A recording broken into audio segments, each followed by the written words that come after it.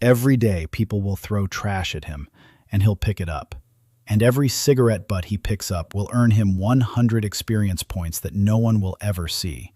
Because to the rest of the world, he'll forever remain a level 1 janitor with a strength of 3. But inside, he's already growing. Yet he's still a long way from that. First, Ethan opens his eyes on the cold stone floor and realizes this isn't his body. It's too light, too empty. His ribs ache. His lip is split. On his wrist is a bruise in the shape of someone else's fingers. He sits up and pain shoots through every joint. A brown jacket with a patch hangs on the wall by the door. A broom. Under the broom, the letter F.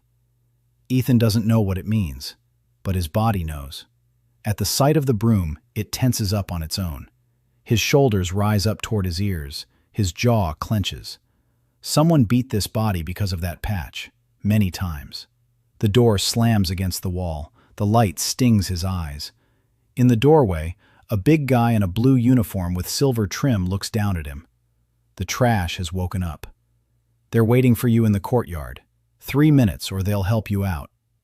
Ethan says nothing. The guy doesn't wait for a response and walks away. Ethan pulls on someone else's jacket. It hangs on him like it's on a hanger. There's a card in the pocket. Name, Ethan Park. Class, janitor. Rank, F. Level 1.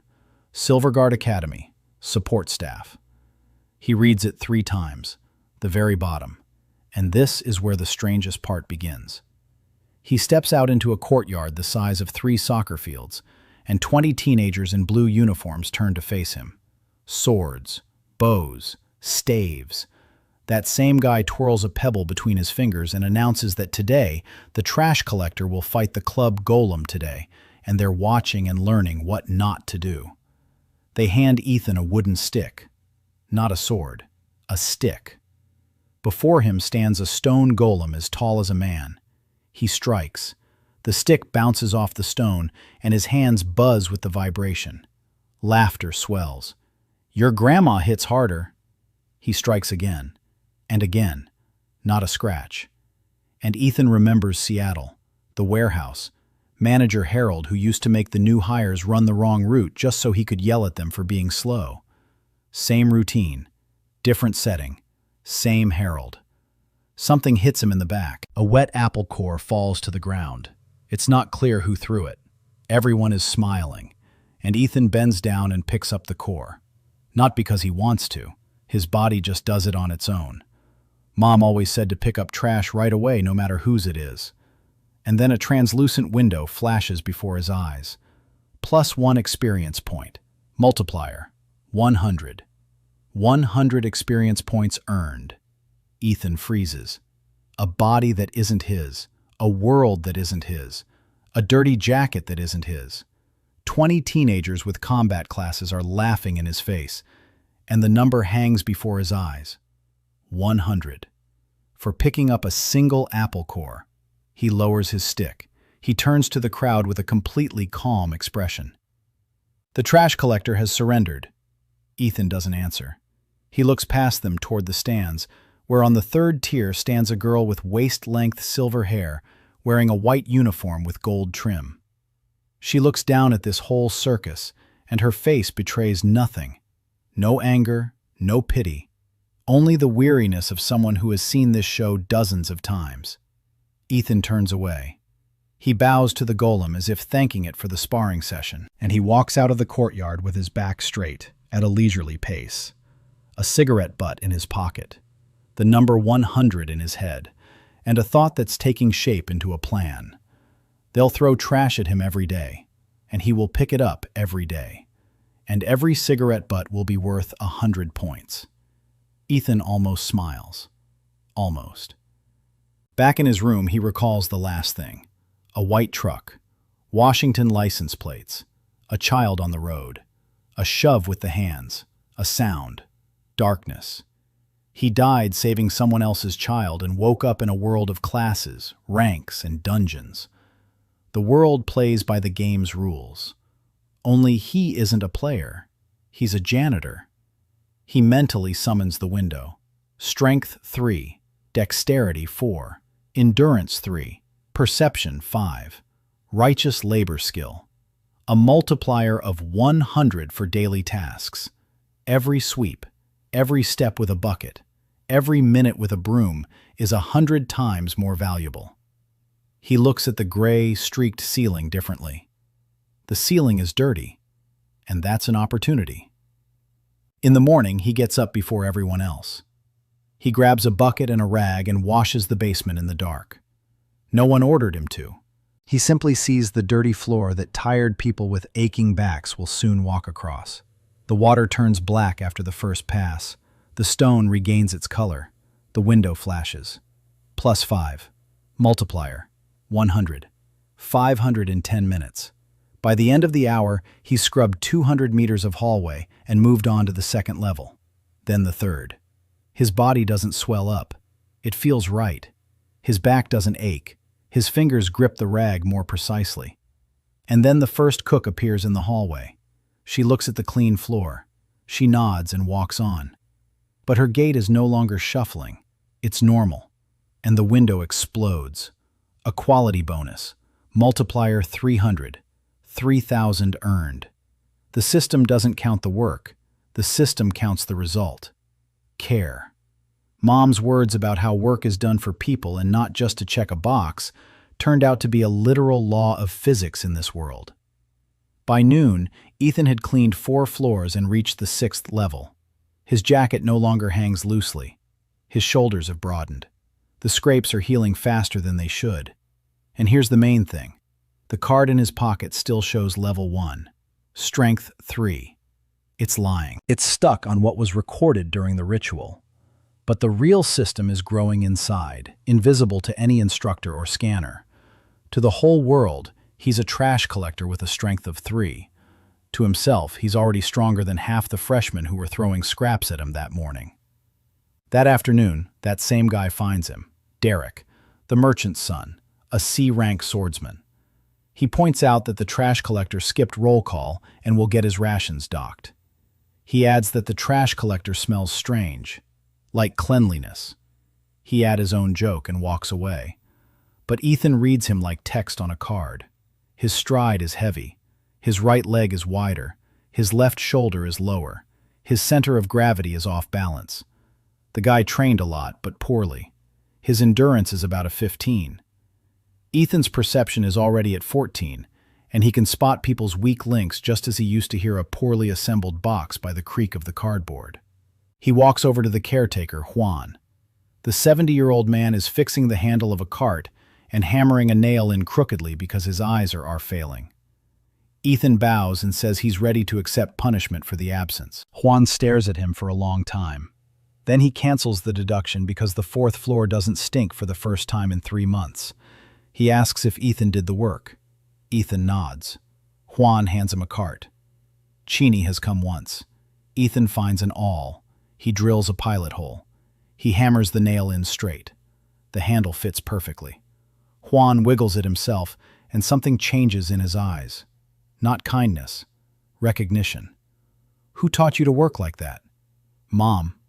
Hwang nods. Tomorrow, a section of the field fence has come loose. 3 boards and a post. Do you want to fix it? It's not an order, just a suggestion. Ethan says he'll come. The old man puts his hand on Ethan's shoulder, light and bony. He's silent for a second, then walks away. Ethan sits on a bench. The sun is setting behind the spires of the academy. Up above, metal clangs, magic flares, and instructors yell. And down below, a quiet old man asked a quiet janitor to fix the fence. And for the first time, Ethan feels peace. Not joy, peace. The feeling that you're where you're supposed to be, that there's a reason to get up tomorrow. Level 6. Invisible. With a bucket instead of a sword, and with a multiplier that turns every minute of his life into a step up a staircase that no one but him can see. The first day in the world of Ayrton is over. His hands smell of cleanliness, and that's good. Ethan woke up before dawn. His body remembered yesterday and got up more easily than it should have. His muscles didn't ache. The fatigue was completely gone, as if 6 hours of sleep had been enough for recovery that used to take a full day. Level 6 was working. He got dressed. The same brown jacket with a broom on the sleeve. The same hallway with drops of rusty water on the pipes. Only the floor beneath his feet was clean. Yesterday's work had held up. Ethan checked the system. Level 6. Experience. 4,200 out of 5,000. He was close to reaching level 7. He walked over to the fence surrounding the training field. The morning air was cold and damp. The grass glistened with dew. In the pre-dawn twilight, Silvergard Academy looked different than it did during the day. Not like a grand fortress, but simply an old building that hadn't been properly repaired in a long time. The plaster was falling off in chunks. The gutters were rusted through. The masonry on the east wall was cracked, and no one had patched it up. Ethan looked at it all and automatically made a mental list. A habit from the warehouse. Manager Harold demanded a damage report every Monday. Ethan hated those reports, but had learned to spot damage at a glance. The fence was still in place. 3 boards had indeed come loose. A post was leaning. But the problem ran deeper. Ethan crouched down and examined the base. The post had rotted at the ground. Simply nailing the boards back on would mean doing work that would fall apart in a week. Next to the fence stood a shed for tools. Ethan peeked inside. The tools were scattered haphazardly. The saws were dull. The hammers had wobbly handles. The nails were rusty. But there was wood. Several planks against the far wall. Old but sturdy, made of some dense wood that didn't rot from dampness. Ethan pulled out one log. It was heavy. 2 weeks ago, he wouldn't have been able to lift it with one hand. Now he could.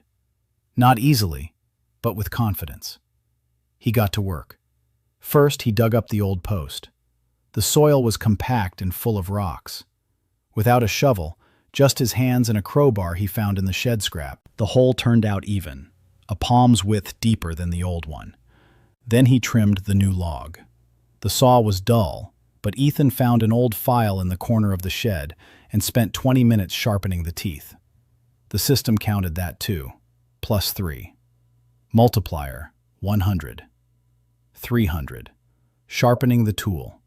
Taking care of the next person who'll use this saw. He sawed the beam to size, smoothed the edges, planed the corners so there wouldn't be any splinters, placed it in the hole, tamped down the soil around it.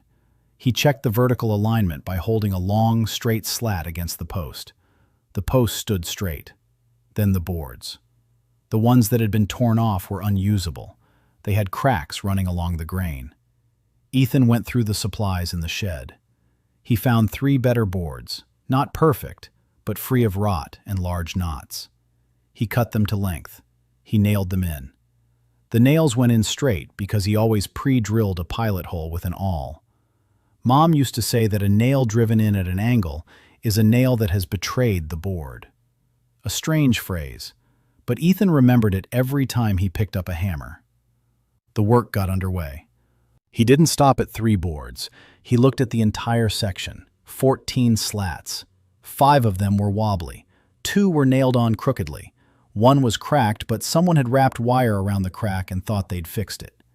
Ethan removed all 5. He replaced 2. He re-nailed the rest straight.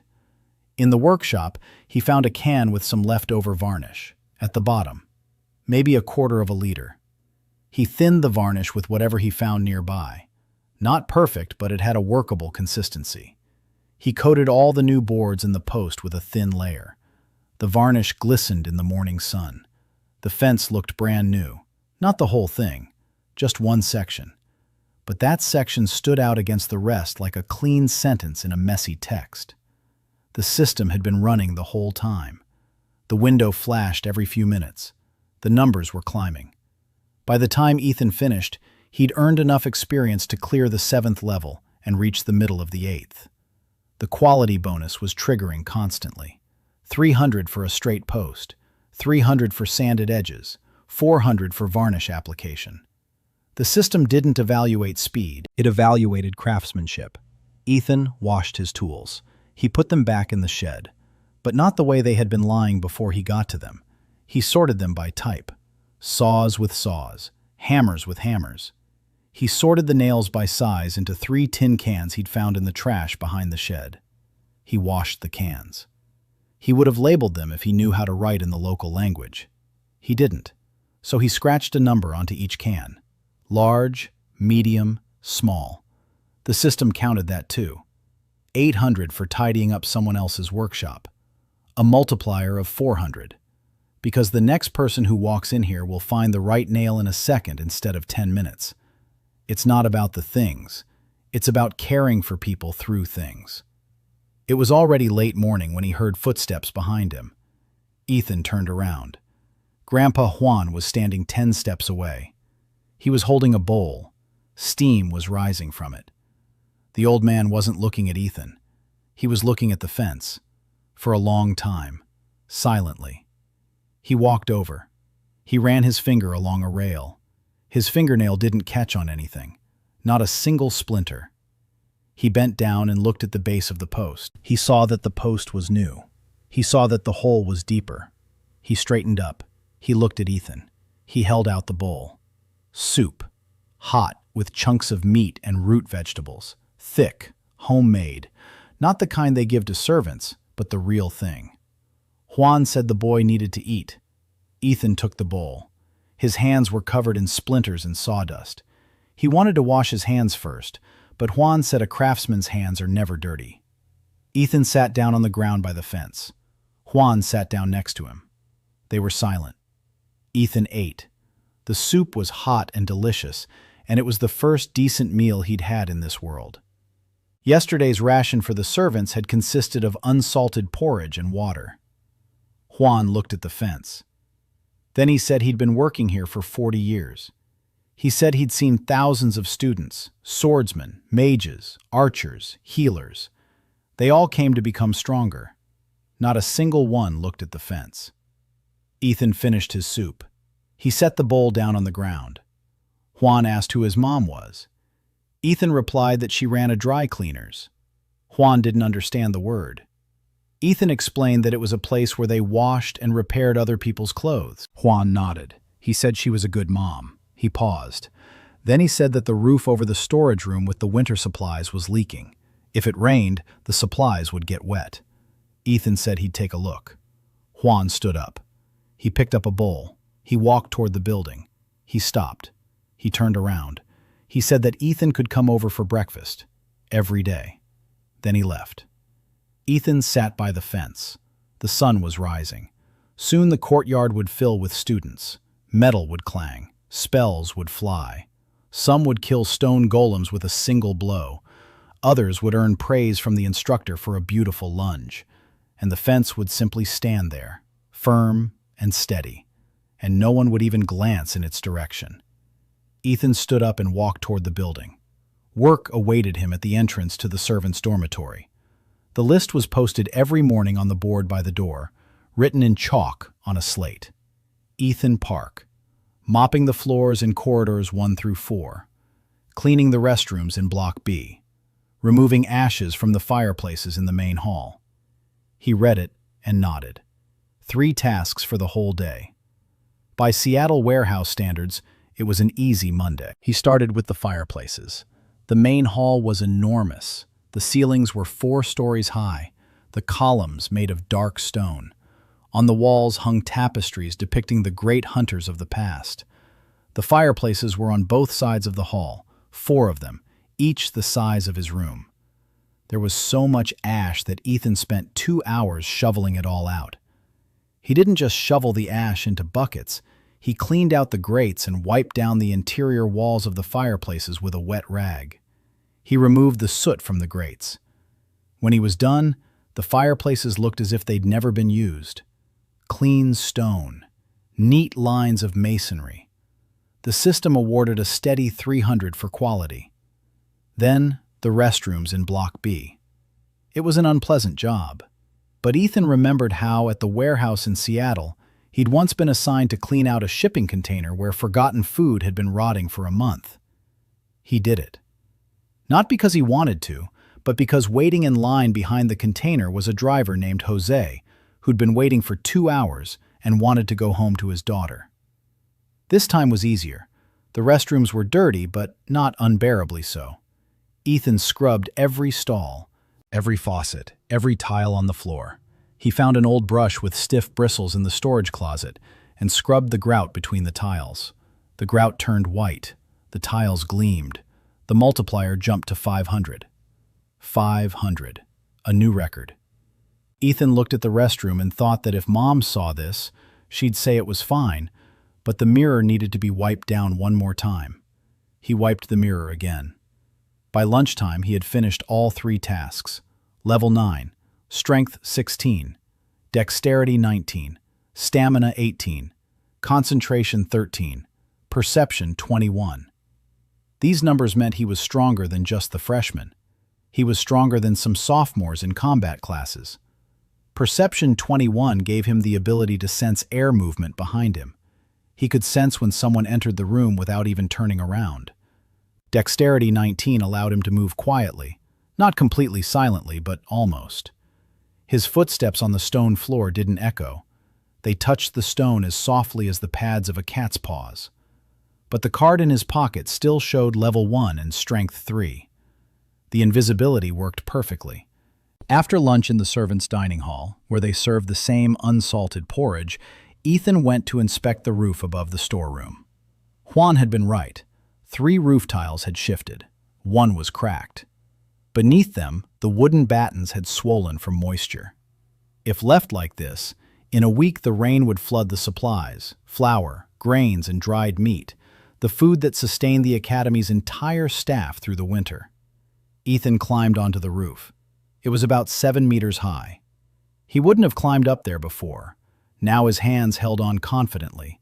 His feet found footholds on the masonry ledges effortlessly. His body moved efficiently and precisely. He reached the damaged section. He removed the shifted roof tiles. He inspected the battens. 2 boards needed to be replaced. He climbed down, found some suitable boards and a rope in the shed, then climbed back up. He replaced the boards and realigned the roof tiles.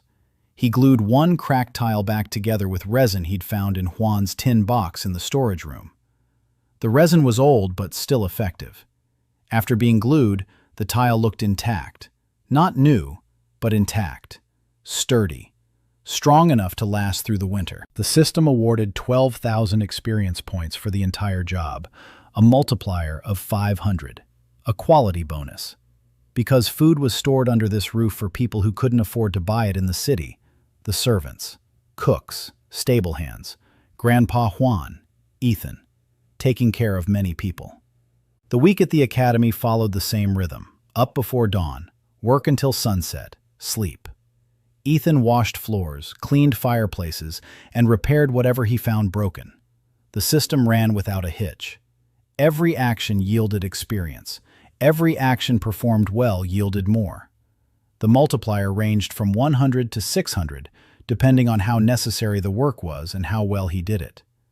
By the end of the first week, his level was 14, strength 24, dexterity 27, stamina 26, concentration 19, perception 30.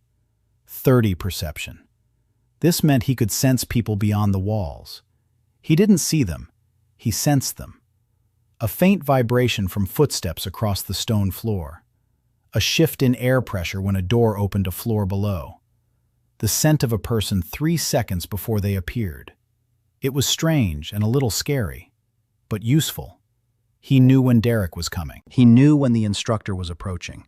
He knew when the hallway was empty and he could work faster without holding back. Because he had to hold back. Ethan realized this on the 3rd day. He was carrying 2 buckets of water up the stairs and had lost track of time. He was walking easily and quickly.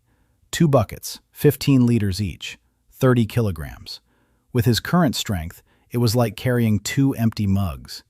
He passed a sophomore on the stairs, a girl with a cane on her back.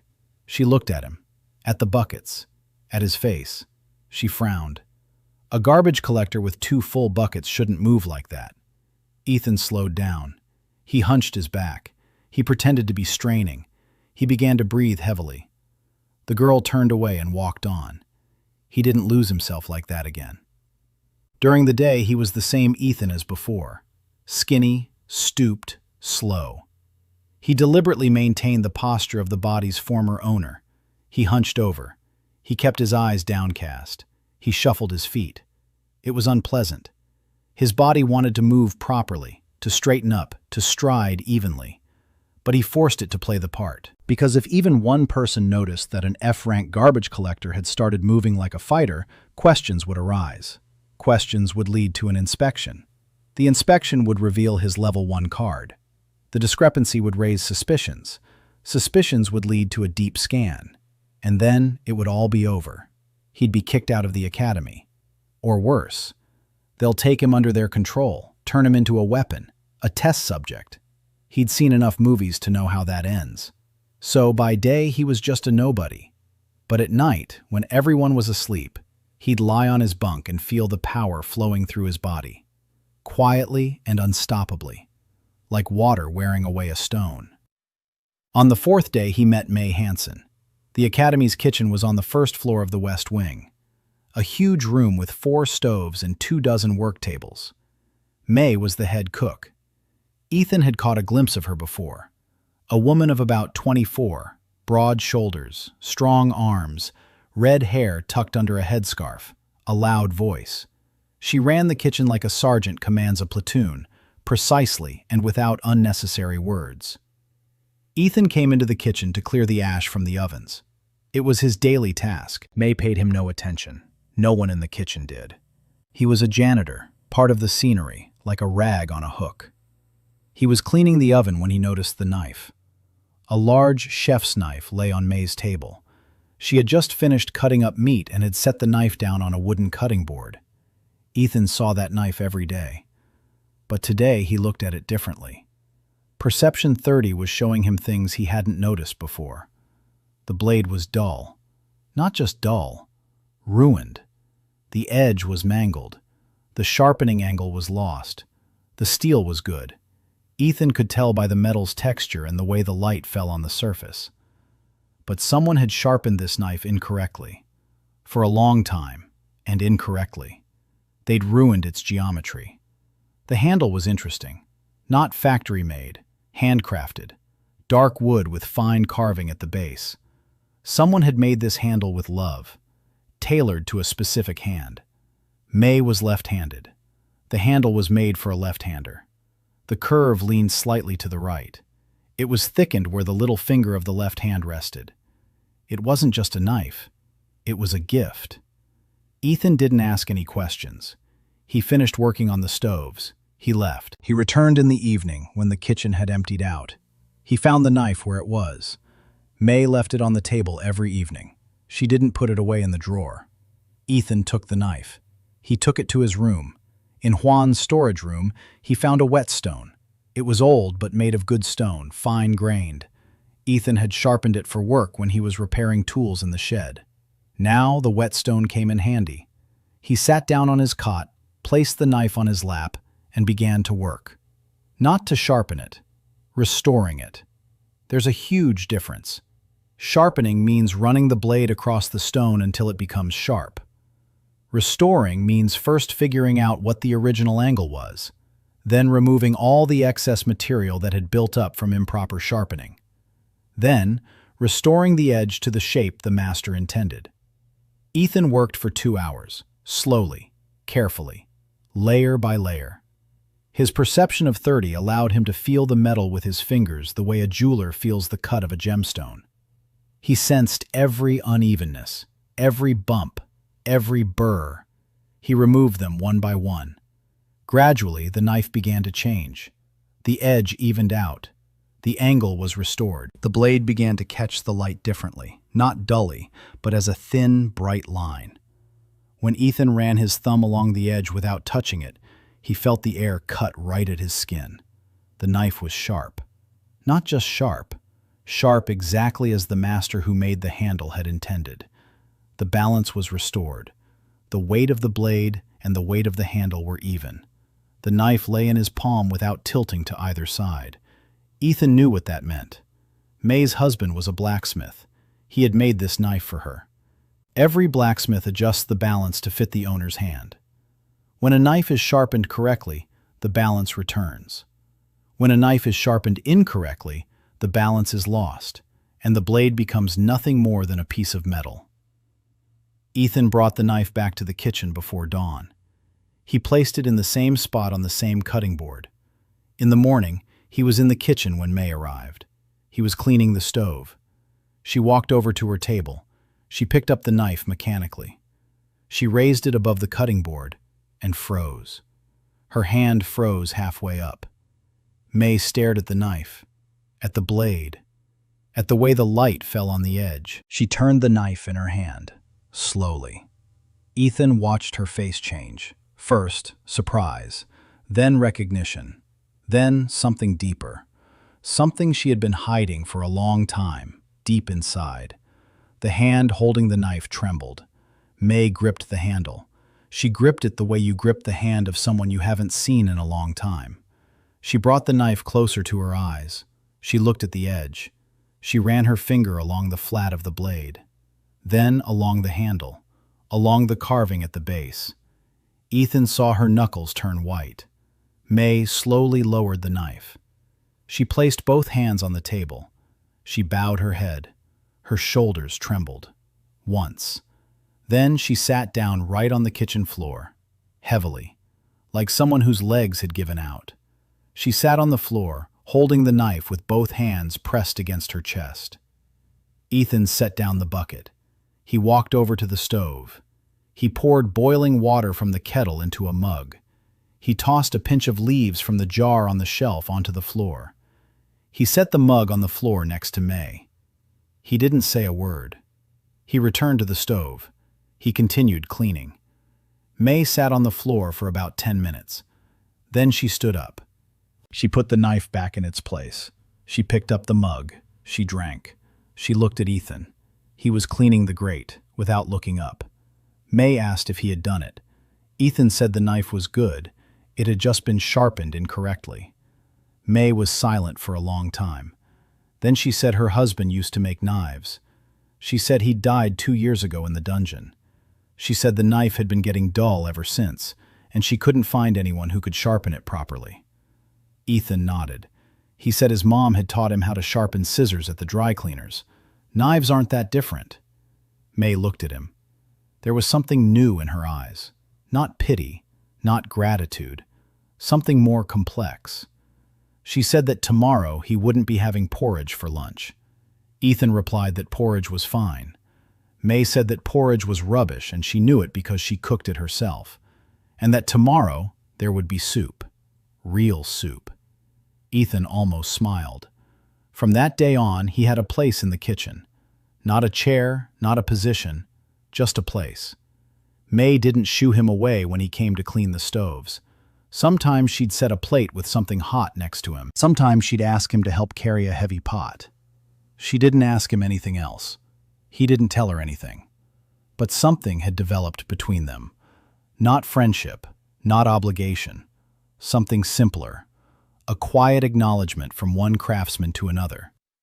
By the end of the first week, Ethan had 2 allies, Hwang and May. One fed him breakfast. The other provided him with lunch. Neither of them knew who he was really becoming. They simply saw a guy who knew how to work with his hands and didn't complain. That was enough. On the 7th day, something else happened. Ethan was walking through the courtyard in the evening. The students had already gone their separate ways. The training field was empty. Only moths fluttered above the scraps of straw in the light of the street lamps. And then he heard a sound. Quiet, brief. The sound of a foot striking something small and alive. Then a squeak. Ethan stopped. A guy was walking across the courtyard. A big guy, wearing a blue uniform, a sword patch. Rank B, not Derek, someone else. Broad-faced with a heavy jaw. He'd just kicked a kitten. A small gray ball of fur lay by the wall, squeaking. The guy kept walking without looking back. He hadn't even kicked it on purpose. The kitten just got in the way, and he didn't bother to step out of the way. Ethan was standing in the shadows by the wall. The guy walked past him. Just as the guy's foot lifted for the next step, Ethan shifted his foot slightly. 5 centimeters. The guy's heel caught the toe of Ethan's boot. The guy stumbled. He didn't fall. He wobbled. He turned around. He looked down. No one was at his feet. Ethan was standing 2 steps away, facing the wall, wiping the windowsill with a rag. The guy snorted. He walked on. Ethan waited until the footsteps faded away. He walked over to the kitten. Gray, tiny. Its ribs were sticking out. Its left front paw was tucked under. Not broken, bruised. Ethan picked it up. The kitten clung to his jacket and froze. Warm. The first month was coming to an end. Ethan established a routine that ran like clockwork. Up at 4 in the morning, work until 6, breakfast at Hwang's, tasks on the list until noon, lunch at May's, tasks until evening, fix something broken until dark, sleep. Level 21, strength 38, dexterity 42, stamina 40, concentration 31, perception 48. These numbers meant he was physically stronger than any student at the academy, including graduates. Dexterity 42 gave him reaction speed that allowed him to see a fly's movement in slow motion. Perception 48 turned him into a living radar. He could feel the heartbeat of a person standing 2 walls away. He could hear whispers through a closed door. He could sense the temperature shift caused by their breath. The card showed Level 1, Strength 3, F rank, a scavenger. No one noticed anything. Almost no one. There were 2 people Ethan had begun to fear. The first was the instructor, Kael Verris, an S-rank swordsman, the Sword of the Silver Dawn. Ethan saw him from a distance every day during training. Tall, lean, silver eyes. His movements were precise and economical, like a surgeon's. Kael didn't yell at the students. He didn't praise them. He watched. He assessed. He cut to the chase with his words. A single sentence was enough to make a student turn pale. He was a philosopher of combat. He believed that strength was the world's only honest currency. The weak exist to serve the strong. The strong exist to move the world forward. There is no middle ground. This wasn't cruelty. It was a belief system honed by years of combat and dungeons. Kael looked at the world and saw one thing: hierarchy. Ethan first felt his gaze in the 3rd week. He was carrying buckets across the courtyard, and Kael was standing by the bleachers watching the sparring. Ethan walked past, hunchbacked, slow, shuffling, but Kael turned his head and followed him with his eyes. A long look. Not contemptuous, studious. Ethan felt that gaze on the back of his neck, heavy as a hand. He didn't look back. He kept shuffling along. Kael turned away. But he did it again the next day, and the day after that, and 3 days later. He watched Ethan every time he crossed the field or worked within his line of sight. Ethan didn't know exactly what Kael was seeing. Maybe something in his gait. Maybe the rhythm of his breathing. Maybe the way Ethan carried his load. An S-rank senses these things, not through the system, through experience, through a body that had spent thousands of hours in battle and learned to read others' bodies like books. Ethan decided he needed to be especially careful around Kael. Maximum concealment, minimum speed, no sudden movements. The second person was Celeste Evergard, the silver-haired girl from the balcony, Holy Swordswoman A rank, heiress to the ducal house, senior class president. Ethan saw her every day. She trained in a separate section of the field, alone, or with a personal sparring partner. Her fighting style was beautiful, not showy but functional. Every strike followed the shortest trajectory. Every leg movement set up the next strike. She moved like water, fluid and unstoppable. Ethan watched from a distance. Perception 48 allowed him to see the details of her technique from 100 meters away. Perfect form, almost. There was one weak spot, her left turn. When Celeste turned over her left shoulder, she lost her center of gravity for a split second. She lost her center of gravity. Barely noticeable. Her body compensated instantly, but the moment of vulnerability was there. Ethan saw it. Kael surely did too. But Kael was fine with that. Nothing is perfect. Ethan noticed else too. Celeste moved differently when she was alone. Not faster or slower, heavier, like someone dragging something invisible. A different kind of fatigue, not muscular. Ethan knew that feeling. At the warehouse in Seattle, that's how people moved. Those who worked not because they wanted to, but because they couldn't stop. Celeste noticed him in the 4th week. Not him personally, his work. Ethan had fixed the door in the upperclassman's locker room. The hinge had come loose. The door creaked and wouldn't close all the way. Every time someone walked in, the locker room got a draft.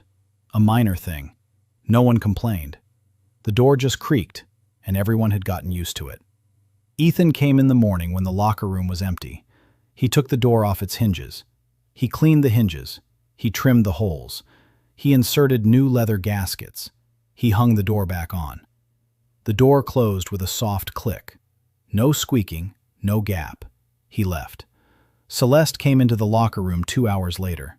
She opened the door, closed it, opened it again. She looked at the hinges, then at the floor. On the floor by the threshold, there was none of the usual dust that had been blown in through the gap.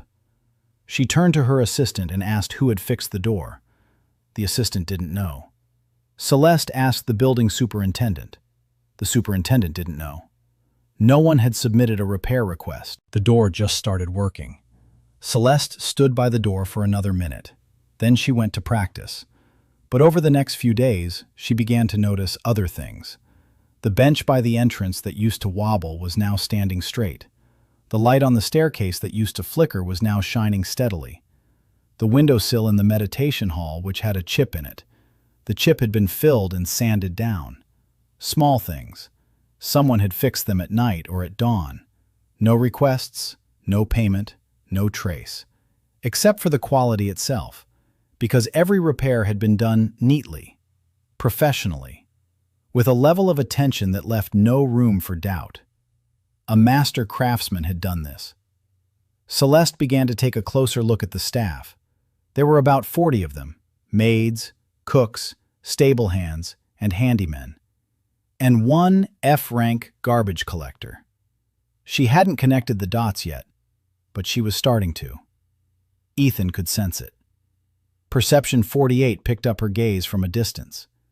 When she walked past him in the courtyard, she now slowed down. For a second. She didn't stop. She didn't look directly at him, but she slowed down, like someone walking past a painting and trying to figure out of the corner of their eye, what's wrong with it. Ethan stepped up his disguise. He moved even more slowly, even more stooped, even more inconspicuous. On the 25th day, something happened that he hadn't planned. He was walking down the 3rd-floor hallway of the academic building. It was late. The students were at dinner. The hallway was empty. Ethan was carrying a bucket and a mop. Routine cleaning. By the window at the end of the hallway, someone was sitting on the floor. A small figure, knees pulled up to her chest, her face hidden, her shoulders trembling. A girl, about 15 or 16 years old. A first-year uniform, green, rank D. A healer's patch. An amulet lay on the floor nearby, round, bronze, with a crack running across the entire disc.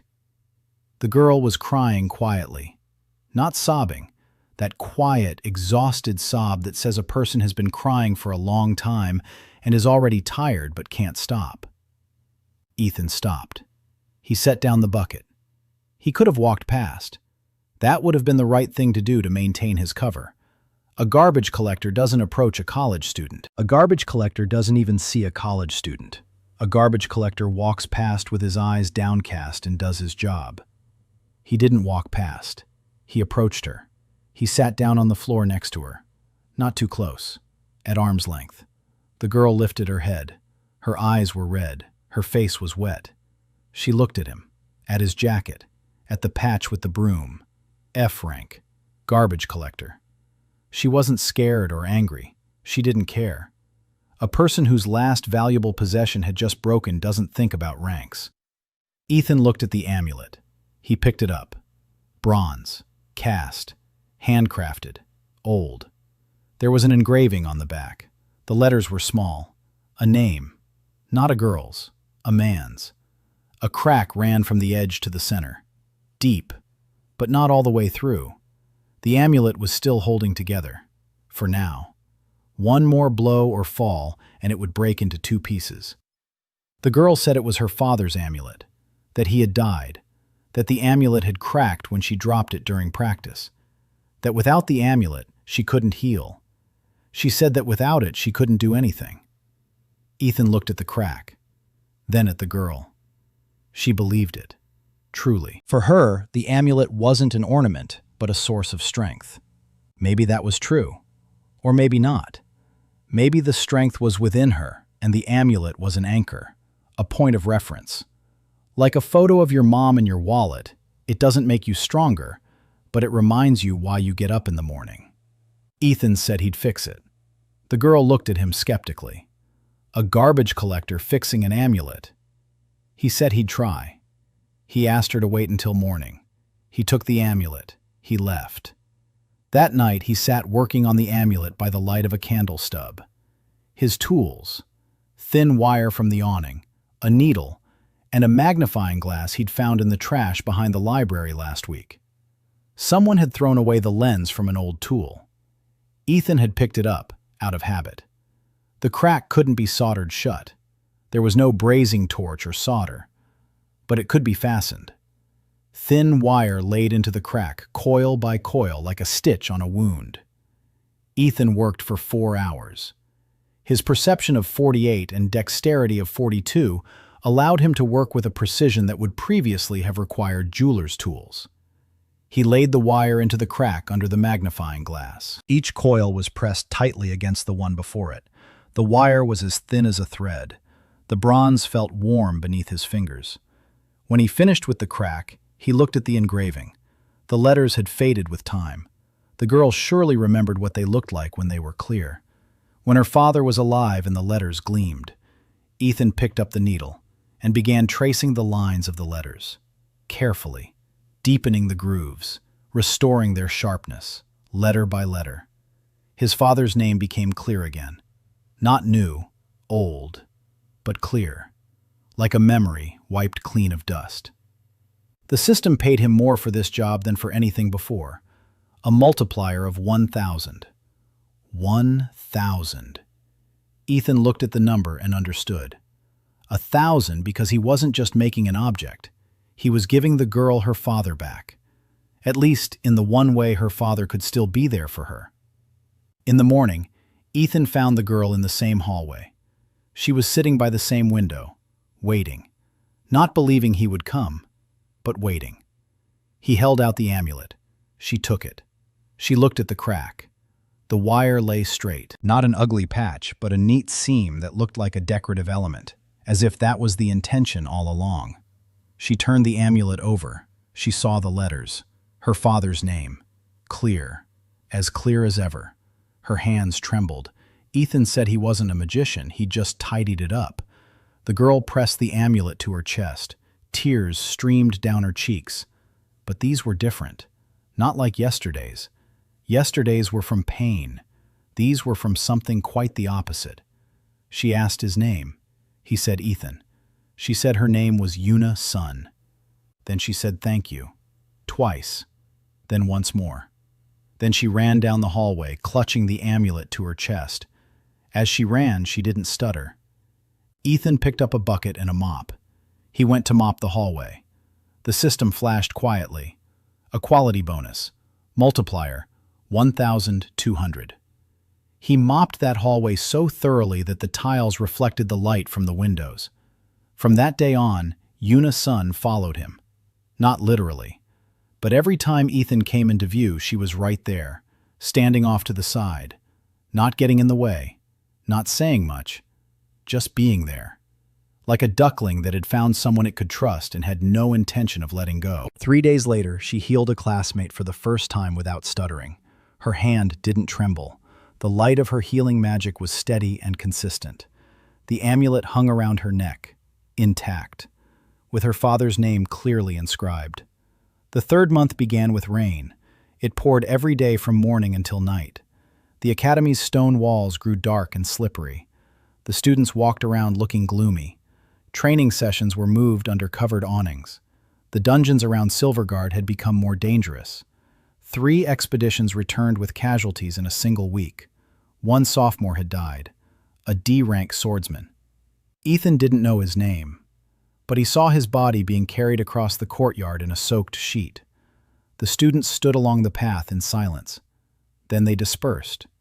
By evening, he was already forgotten. Life at the academy went on.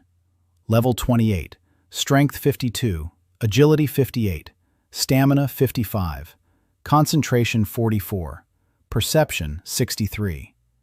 Ethan had long since stopped comparing himself to the students. His stats were on par with a B-rank professional hunter, maybe even higher. A perception of 63 gave him abilities he couldn't explain. He could sense the weather 2 hours before it changed. He sensed the tension in the air before a storm. He heard the stone in the foundation crack. He saw cracks in the walls that were invisible to the naked eye. His body had changed. It wasn't massive.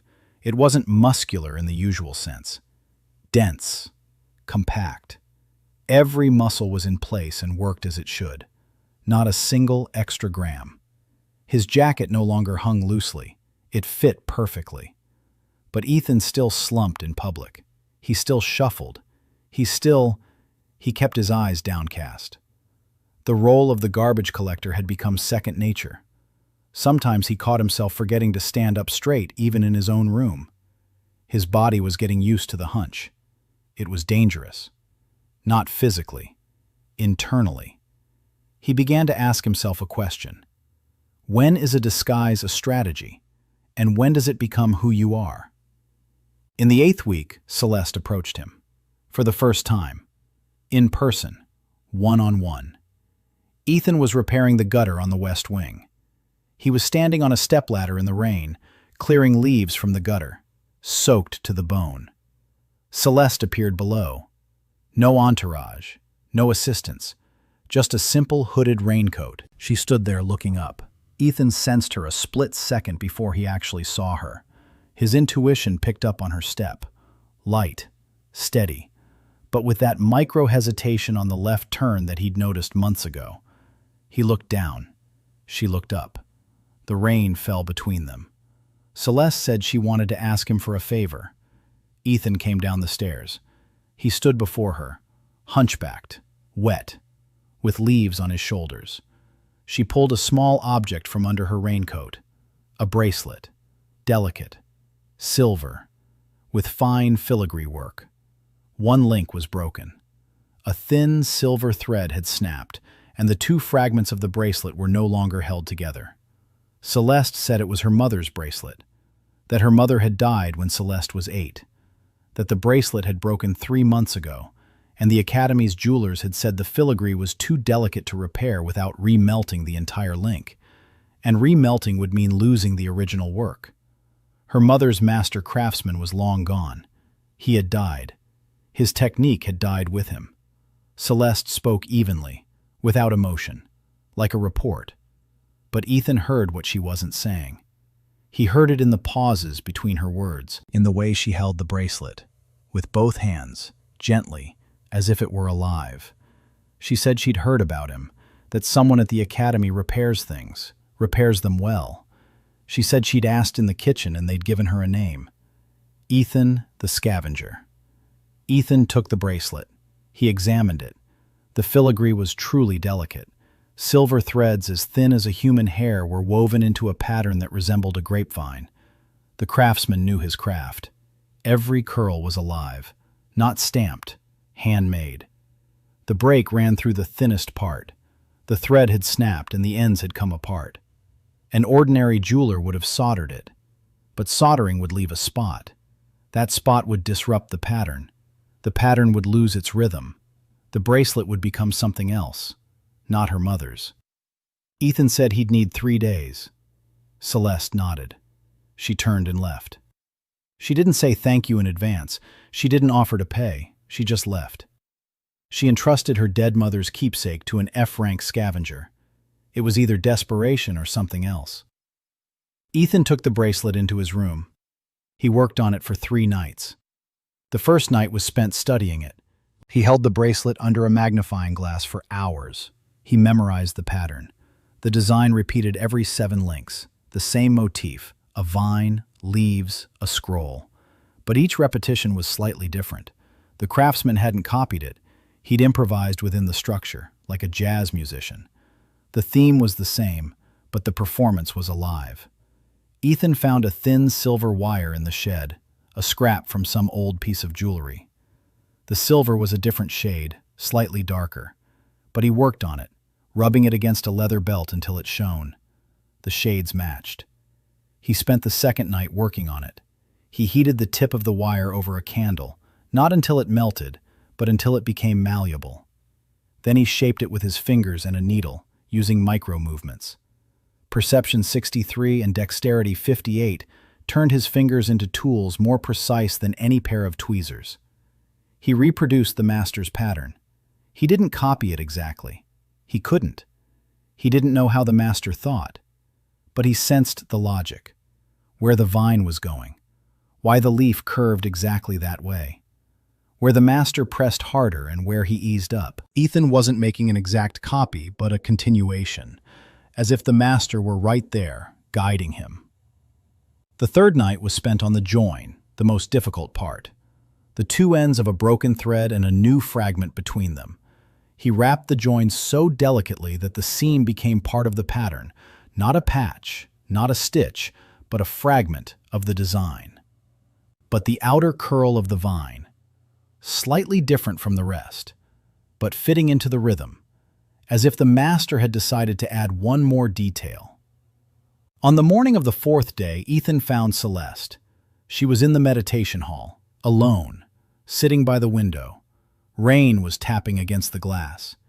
Ethan approached. He held out the bracelet. Celeste took it. She looked at it, turned it over, ran her finger along the links. She paused at the repaired spot, ran her finger over it again, slowly. Ethan watched as she searched for the seam. He saw her finger trace the new section, the curl that hadn't been there before. She found it, not because she noticed a flaw, but because she recognized something new in the familiar pattern. She looked up. She looked at Ethan. He stood before her just as he always had. A brown jacket, a broom on his sleeve, hands covered in calluses, eyes downcast. Celeste asked how much she owed. Ethan shook his head. He said it had belonged to his mother. You don't pay for things like that. Celeste was silent, for a long time. The rain was pounding. She turned away toward the window.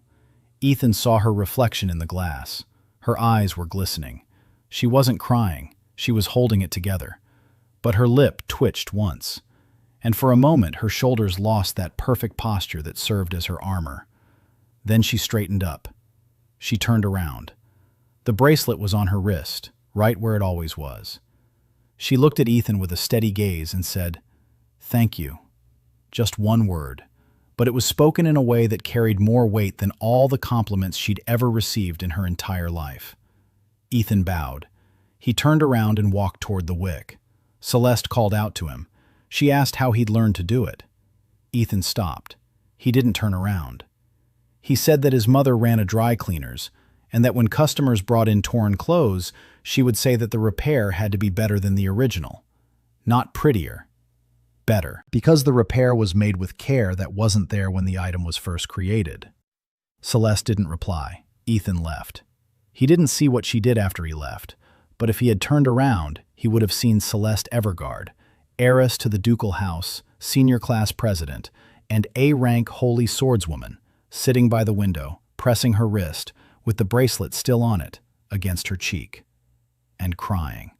For the first time in 5 years, quietly, without shame, because there was no one to be embarrassed in front of, because the janitor had left and hadn't looked back.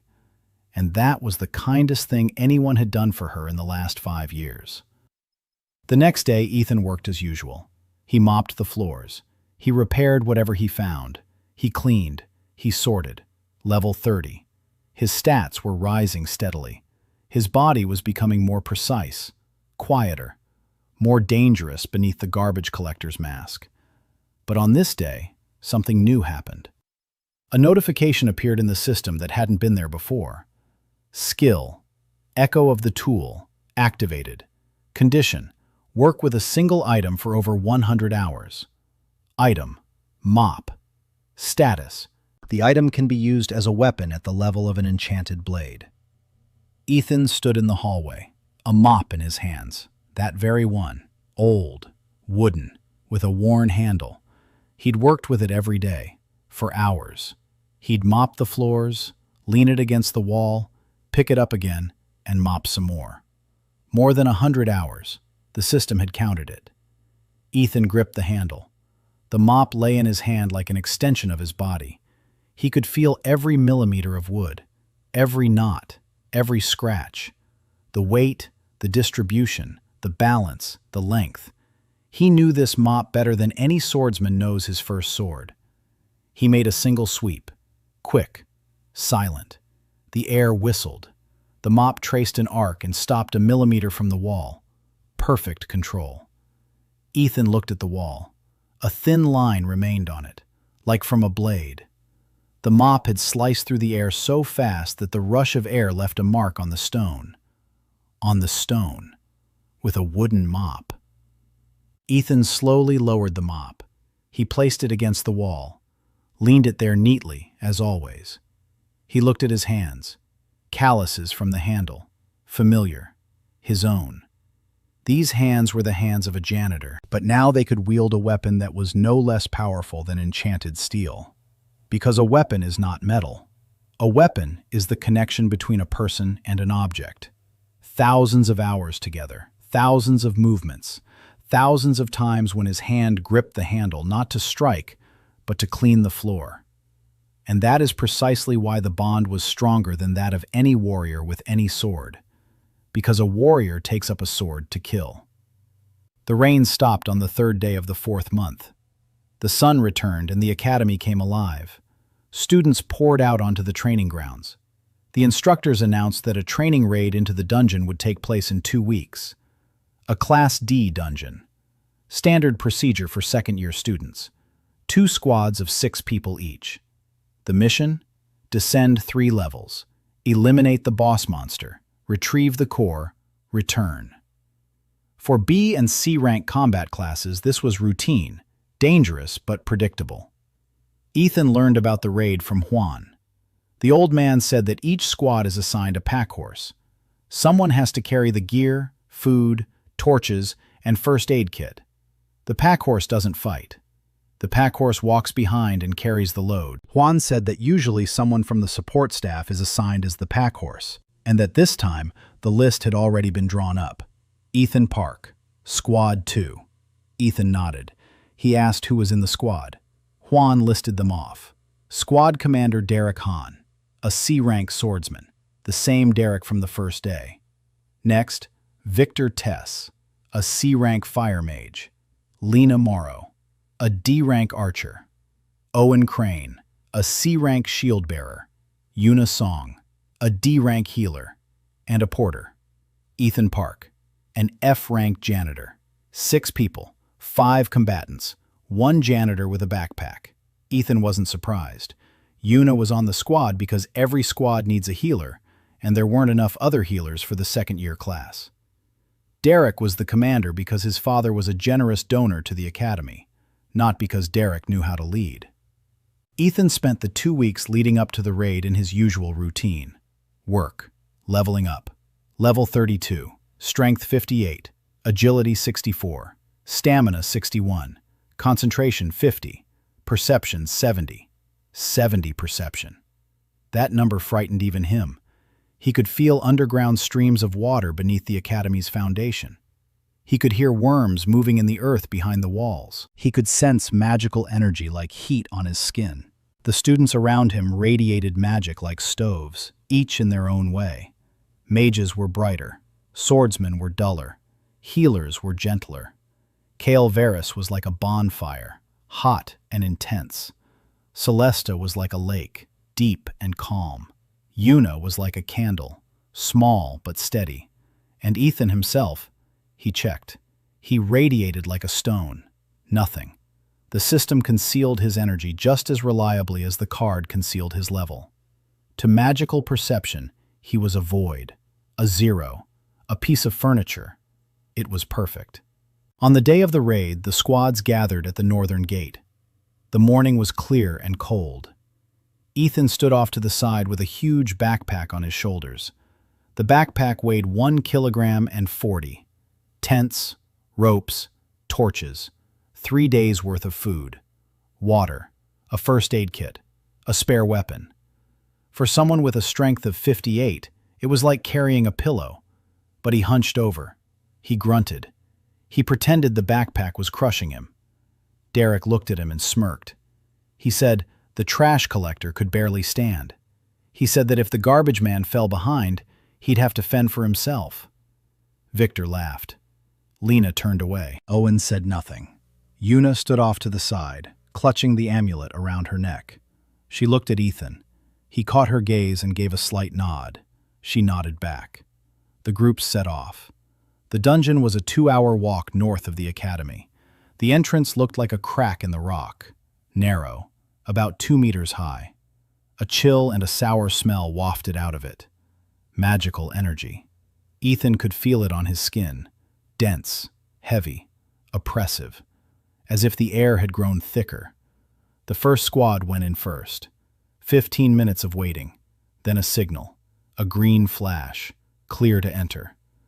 Derek led the squad inside. Ethan brought up the rear, his backpack on his shoulders, a mop tied to the side of his backpack. He'd brought it along. No one asked why. A janitor with a mop. Made sense. The dungeon inside was another world. The walls were made of dark stone covered with something like moss that glowed a dim green. The floor was uneven. The ceiling was low. The air was damp and warm. The first level was empty. Corridors and caves without monsters. Just moss and silence. Derek led the squad confidently. Too confidently. He didn't check the corners. He didn't listen for echoes. He didn't count his steps. He walked forward as if on a familiar path. Ethan kept track of everything. His perception 70 was working at full capacity. He sensed vibrations in the walls, air currents, temperature fluctuations. He memorized every intersection, every turn, every crack in the wall through which a draft blew. He was mapping it all out in his head. A mover's habit. At the warehouse in Seattle, he knew the location of every rack, every aisle, every door. It was the same here. Different racks, same logic. The first monsters appeared at the passageway to the second level. Rats. Not ordinary ones, the size of a dog. Black, with red eyes and teeth as long as a finger. 3 of them burst out of a side passageway. Derek reacted quickly. He hacked the first one in half. Victor incinerated the second with a fireball. The third darted toward Lena. Lena fired but missed. The arrow hit the wall. The rat leaped. Owen raised his shield. The rat slammed into the metal and flew back. Derek finished it off. Quickly.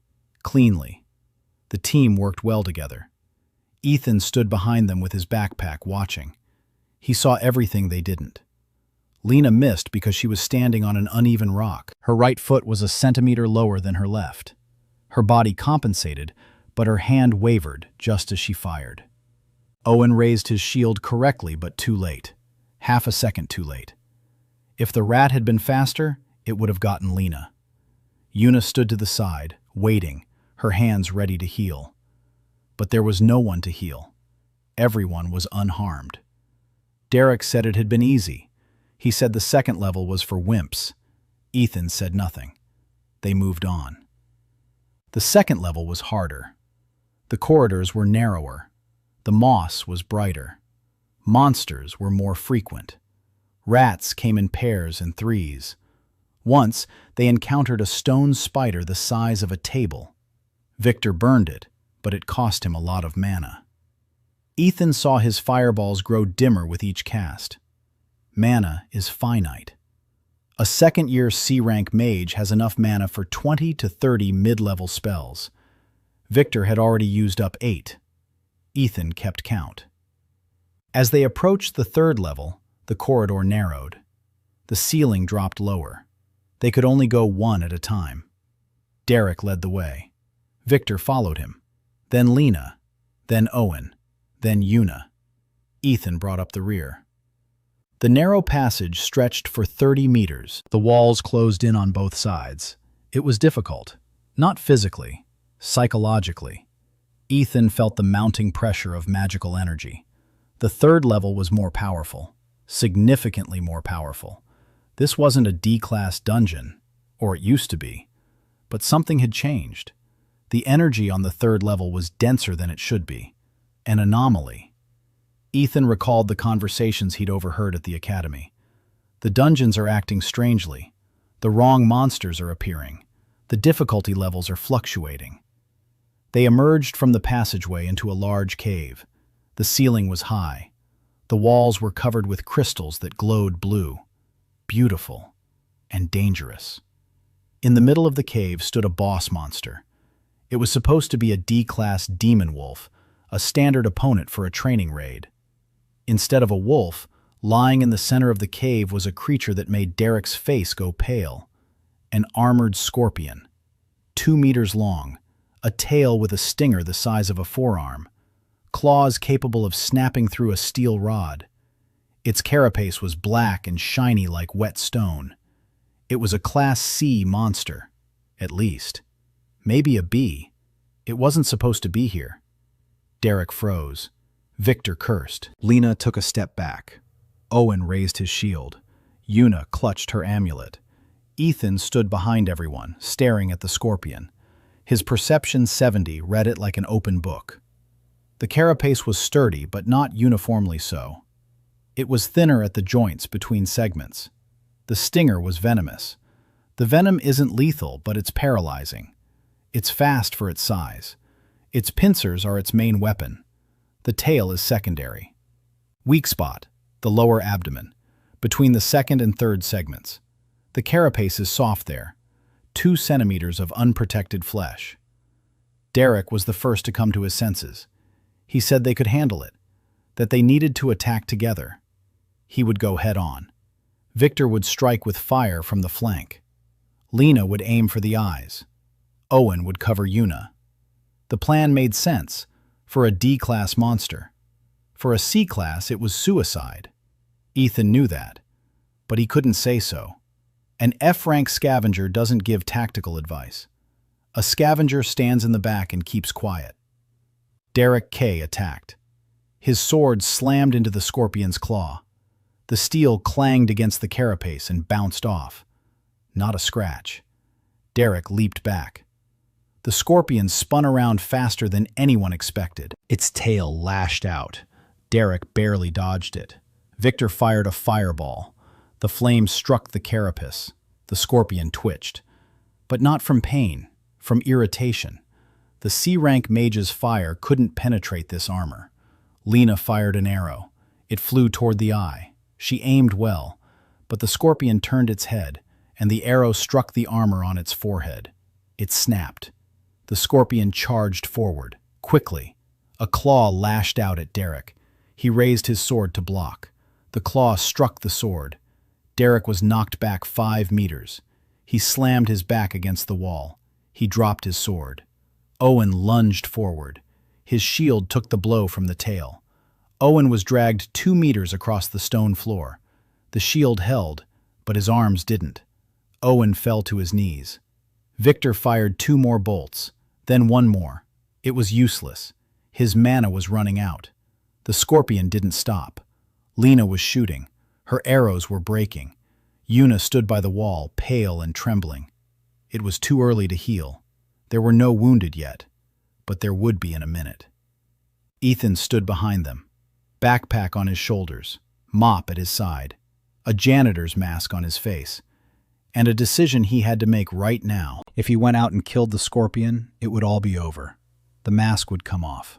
5 people would see that an F-rank janitor could do what their squad couldn't. Questions would start, reports, investigations, the end. If he didn't go out, someone would die. Maybe Derek, who'd just been thrown against the wall and was trying to stand on legs that wouldn't hold him. Maybe Owen, whose shield was cracking under the scorpion's second tail strike. Maybe Yuna, who was standing by the wall with no protection. Ethan took off his backpack and set it on the floor. Carefully. The scorpion pinned Owen against the wall. A claw rose to strike. Owen screamed. At that moment, a fist-sized rock struck the scorpion in the left eye. Right in the eye. The scorpion flinched. It turned away from Owen. Ethan had thrown the rock. From the shadows by the wall. Unnoticed, as if by accident. The scorpion spun around, searching for its new enemy. It didn't find one. Ethan was already standing somewhere else, behind a ledge in the wall, invisible. He picked up a second rock. He threw it. The rock struck the scorpion at the joint between the second and third segments of its carapace. A soft spot. The scorpion howled, the first sound it had ever made. A dark liquid oozed from the joint. Blood. Derek saw it. Blood. The scorpion can bleed. That means it can be killed. He didn't notice where the stone had come from. He had other things on his mind. He raised his sword and lunged forward. He struck the same joint. The steel penetrated 2 centimeters. The scorpion spun around. Its tail lashed out. Derek rolled back. Victor saw the gaping wound and poured everything he had left into a fireball. The flames struck the wound directly. The scorpion roared. The smell of burnt flesh filled the cave. Lena fired an arrow. It pierced the damaged eye. Deeply. The scorpion collapsed onto its side. It twitched. Then it went still. Silence. The heavy breathing of 5 people. Derek sat on the floor, sword in hand. Victor was bent double, gasping for air. His mana was depleted. Lena was shaking. Owen was clutching his chest. A dislocation. Maybe a fracture. Yuna rushed over to him. The light of healing magic flared above her palms. Steady, without a tremor. The amulet glowed on her chest. Ethan stood by the wall. His backpack was back on his shoulders. The mop was in place. His face was calm, hunched over, inconspicuous. Derek stood up. He looked at the dead scorpion, then at the squad. He said they'd handled it, that it had been a serious opponent, but they'd taken it down. Victor nodded. Lena nodded. Owen hissed in pain while Yuna healed his arm. No one asked where the rocks had come from. In the chaos of battle, rocks were flying from everywhere. The walls were crumbling from the tail's blows. Shards were flying everywhere. 2 precise hits in the right place at the right moment. Coincidence. Luck. The dungeon is unpredictable. Ethan picked up the scorpion's core. Dark green, the size of a chicken egg. He handed it to Derek. Derek took it without saying thank you. He put it in his bag. They headed back. The climb back up took 2 hours. Ethan walked last. He was carrying his backpack. He was silent. Yuna walked ahead of him. She looked back once. She looked at Ethan, then at his hands, then straight ahead again. She saw it. She saw Ethan pick up a rock. She was standing closest to him by the wall. She saw the throw, 2 throws, from the shadows, as accurate as arrows. A stone thrown by an F-rank scavenger. She didn't say anything. She just walked on in silence, clutching the amulet around her neck. At the exit from the dungeon, their instructor met them. A week had passed since the raid. Yuna remained silent. Ethan watched her. She behaved as usual. She attended classes. She treated her classmates during practical sessions. She stood apart from the groups. She didn't stutter. The amulet around her neck. Quiet, small, inconsequential. Not once that week did she approach Ethan. Not once did she speak. Not once did she look in his direction for more than a second. It was more suspicious than if she had come over and started asking questions. She was avoiding him. Deliberately. Carefully. Like someone who knows they might be under surveillance and doesn't want to draw attention to the connection between themselves and the subject of that surveillance. Ethan took note. A 16-year-old girl was acting smarter than most adults. She was protecting his secret by keeping her distance. On the 8th day after the raid, she came. Late in the evening. Ethan was mopping the third-floor hallway, the very same one, where they'd first met. Yuna appeared at the end of the hallway. She stood there. She waited until Ethan finished that section. Then she walked over. She stood beside him. She said nothing. Ethan kept mopping the floor. A minute passed in silence. Yuna said she'd seen it. Ethan didn't stop. He dipped the mop into the bucket, wringed it out, ran it over the tile. Yuna said there were 2 tiles, that the first one was right in front of his eyes, that the second was in the seam, that she'd been standing 3 steps away and saw how his hand moved, that an F-rank janitor couldn't throw a stone like that she wasn't stupid. Ethan stopped. He leaned the mop against the wall. He turned to face her. Yuna looked up at him, small, skinny. Her eyes were serious, without fear, without excitement, just serious. Ethan asked what she wanted. Yuna said she didn't want anything. She said she'd come to tell him she wouldn't tell anyone, that he'd fixed her father's amulet and she wouldn't betray him. She said it simply, like a fact, like 2 + 2.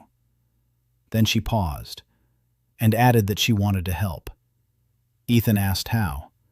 Yuna said she could be his eyes and ears, that no one pays any attention to her, just like they don't pay attention to him, that she hears the conversations people have around her, thinking she's deaf or slow. She said that a D-rank healer was practically a trash collector in the eyes of the combat classes. Ethan looked at her and thought. She was right. 2 invisible people were better than 1. He nodded. He said there was one rule: never take a risk for his sake. If anyone asked, she knew nothing. If anyone put pressure on her, she'd give him up without hesitation. His life wasn't worth her safety. Yuna looked at him for a long time. Then she said he sounded just like her father. Then she turned and walked away. The amulet swayed around her neck. Her footsteps faded away. Ethan picked up the mop and continued washing the floor. The system awarded him 200 points. Multiplier? 0. 0. Because that conversation wasn't work. It was a human connection. The system didn't count it, but Ethan knew it was more valuable than any multiplier. Level 33. His stats were leveling up more slowly. The experience curve was getting steeper. Between levels 30 and 33, he spent as much experience as he had between levels 1 and 20. His progress was slowing down. It wasn't stopping, but it was slowing down. That meant he needed more work, better quality work, for more people. Ethan began to expand his territory. Until then, he had worked mainly in the servants' quarters and the academic building. Now, he started showing up in the library, in the armory, in the stables, in the garden behind the west wing. He found work everywhere. The library. The bookshelves were crooked. Ethan straightened them out. The window hinges were rusted. Ethan oiled them. The floor between the bookcases hadn't been washed in months. Ethan washed it. The librarian, an old woman named Dora, noticed the changes 3 days later and decided it was a house spirit. The armory. The sword racks had become loose. Ethan reinforced them. The lock on the door was sticking. Ethan took it apart, cleaned it, oiled it, and put it back together. The armorer didn't notice. The lock simply stopped sticking, and he decided it had fixed itself. The stables. The gate creaked. Ethan oiled the hinges. One partition between the stalls cracked.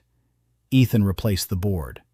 The horse in the farthest stall recognized him by his scent and nudged his shoulder with its muzzle. Animals sensed him differently than people did. They didn't see rank. They saw hands and intent. The garden. The paths were overgrown. The bench was broken.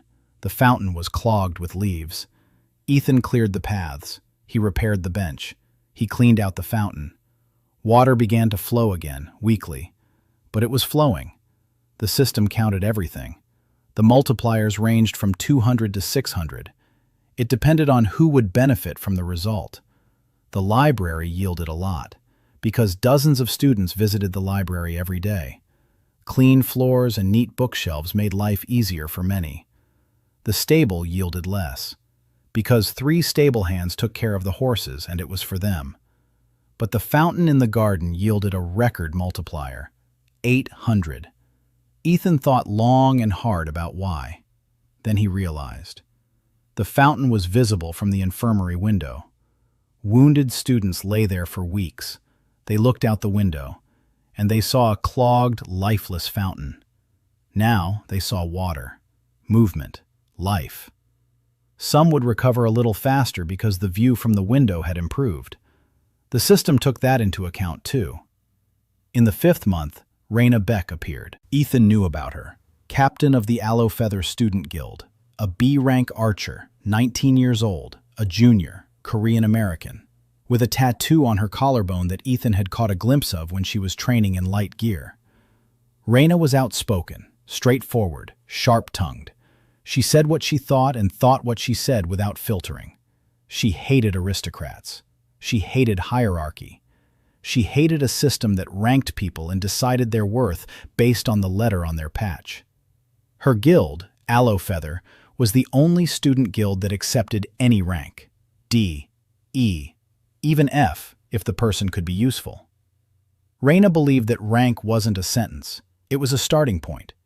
What happened next depended on the person. Ethan respected her for that, from a distance. They'd never crossed paths. A scavenger and a guild captain existed in different universes. Until the day Ethan found the bow. He was cleaning out a storage room next to the armory, a routine task. The room was crammed with junk, old shields, broken spear shafts, rusty spearheads, and in the corner, behind a pile of rags, lay a bow. A large one, long, made of dark wood with a reddish tint. Ethan pulled it out and realized 2 things at once. First, this was no ordinary bow. The wood was old, very old, but not dead. The fibers beneath his fingers still retained their elasticity. The grip was wrapped in leather that had cracked with age but hadn't lost its shape. Symbols were carved into the inside of the bow's limb, small ones, almost worn away. Second, he recognized this wood. His mom had once ordered picture frames made from a similar type of wood. Dark with a reddish tint, dense, stiff, doesn't rot, doesn't break, takes decades to dry, expensive, rare. This bow was made from the same wood, and it was here because someone had decided it was dead, that the tree had died, that the bow no longer shot. Ethan ran his finger along the bow's shoulder. The wood was dry, parched. The moisture was gone. The fibers had tightened. The bow had lost its flexibility, but not its life. A tree dies when it cracks along its grain. This bow hadn't cracked. It had simply dried out. It needed oil, time, and hands that understand wood. Ethan took the bow. No one noticed it was missing. The junk from the storage closet wasn't accounted for. He began working on the bow that very night. Oil, flaxseed oil. He found some in May's kitchen. She asked what it was for. He said it was for the wood.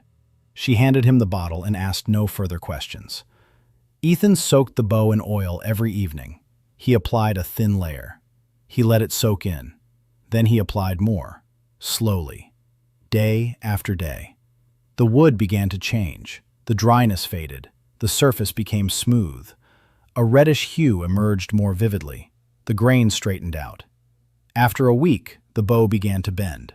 Not much, barely noticeable, but it was movement. Life was returning to the old wood. The bowstring was dead, worn out and rotten. Ethan removed it. He found a coil of sturdy sinew in Hwang's shed. He wove a new bowstring, tight, even. He pulled it taut. The bow bent. Not all the way. It still needed time, more oil, more patience. But it was already a bow, not just a stick. Ethan worked on it for 3 weeks, an hour or 2 every evening. Oil, polishing, checking the bend, tightening the string, gradually.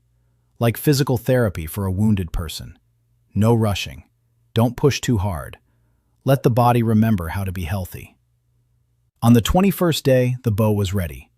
Ethan pulled the string until it was fully bent. The wood bent smoothly, without a creak, without a groan, softly and powerfully, as if it were alive. He let go. The string sang, a pure sound, high and ringing, like a string tuned after long years of silence. Ethan set the bow on the table. He looked at it. Beautiful, old, alive. Someone's. He knew whose. The symbols on the inside of the bow's shoulder had become legible after being treated with oil. Ethan didn't know the local language perfectly, but he could make out individual symbols, a name, and a word that Yuna had translated for him when he'd asked casually, without drawing attention to himself. The word meant partisan, or resistance fighter. The bow belonged to Reyna Beck's grandmother. Ethan didn't know how it had ended up in the storage room. Maybe it had been confiscated upon admission. Maybe Reyna had turned it in herself when the bow stopped shooting. Maybe someone had taken it and thrown it away. It didn't matter. What mattered was that the bow was alive and waiting for its owner. In the morning, Ethan took the bow back to the storage room. He placed it in plain sight. He didn't hide it. He simply left it there so that the next person to open the door would see it first. Then he went to work. He didn't hand the bow over in person. An F-rank trash collector doesn't approach a B-rank guild captain with a gift. That would draw attention. It would raise questions. It would create a connection that everyone would see. Ethan acted differently. He went to see Yuna and casually mentioned that he'd seen a beautiful bow in the storage room at the armory and that it looked to be in good condition. Yuna understood. 2 days later, Reyna Beck opened the storage room door, and Ethan didn't see it. He was on the other side of the academy, repairing a step on the staircase. But Yuna saw it. Then she told him. Reyna opened the door. She saw the bow. She froze. She walked over. She picked it up. She ran her hand along the shoulder, over the symbols, and down the grip. She pulled the bowstring taut. She let go. The bowstring sang. Reyna stood with the bow in her hands and didn't move for a minute. Then she pressed it to her chest. Then she strode out of the storeroom and headed for the archery range. Yuna said that Reyna shot for 2 hours without a break, that every arrow hit the bullseye, that Reyna shot with her eyes closed and still hit the mark. The 6th month. Winter had come to Silvergard. Snow settled on the stone walls and towers. The training ground turned white. The students wrapped themselves in cloaks and complained about the cold. Ethan didn't complain. His endurance of 68 made the cold imperceptible. His body worked like a furnace. The internal heat flowed evenly and steadily. He could stand in the freezing cold wearing only a jacket and not shiver. But he did shiver, to maintain his cover. Level 37, Strength 70, Dexterity 76, Endurance 68, Concentration 58, Perception 82. 82. A number that placed him in the category of elite A-rank hunters, rank elite hunters based on perception alone. He sensed magical currents within the academy's walls, a web of protective spells that entangled Silvergard like a spider's web. It was old, worn in places, like a fence that hadn't been repaired in 10 years. Ethan could sense the weak spots, the points where the protection had thinned, where the magic was flowing in the wrong direction, where the web had torn and no one had mended it. It was alarming, but it wasn't his concern, not yet. In the middle of the 6th month, a new person appeared at the academy. A student, a transfer from another program. Airi Solveyn, 17 years old, an S-rank analytical mage. Ethan heard about her from Yuna. Yuna said the new girl was strange, cute, smiling. She laughs loudly. She says silly things, asks naive questions, mixes up the instructors' names, drops her textbooks. A typical absent-minded beauty. Yuna said she didn't believe a single second of that act. Ethan asked why. Yuna said that Airi's eyes don't smile, ever. Her mouth laughs, but her eyes calculate. Ethan checked for himself. He found an excuse to walk past Airi in the hallway. Hunched over, carrying a bucket. Inconspicuous. Perception 82 had identified her in 3 seconds. Yuna was right. Airi Solveyn was a double agent, or an observer, or a spy. Her body didn't move the way students move. Students are relaxed when they feel safe. Airi was relaxed nowhere. Her shoulders seemed soft, but the muscles beneath the fabric were constantly tense. Ready. Like a cat lying on a windowsill that looks asleep but will pounce in a second if necessary. Her magical energy was powerful, very powerful. The S-rank rating didn't lie, but she was hiding it, just as Ethan hid his power. Her aura read at a C-rank level, artificially, controlled. Someone had taught her to mask her aura. This wasn't a student skill, it was professional level. Ethan walked past. He didn't linger, he didn't look, but he remembered. A red flag went off in his head. Airi Solveyn, dangerous, an observer. The question was, who was she watching? The answer came 2 weeks later. Yuna brought the information. Airi was asking questions, not directly, through conversations. Casual, chatty conversations in the dining hall, in the hallways, and during training sessions. She asked about the dungeons, about what monsters had been encountered recently, about whether there had been anything strange, anomalies, anything out of the ordinary. She was gathering data, quietly, sweetly, with a smile and a silly giggle. Ethan understood. Anomalies. She's here because of the anomalies in the dungeons. That C-class scorpion in that D-class dungeon. Monsters that shouldn't exist. Cores that defy classification. Someone higher up had sent an observer to Silvergard. The Royal Guild, most likely.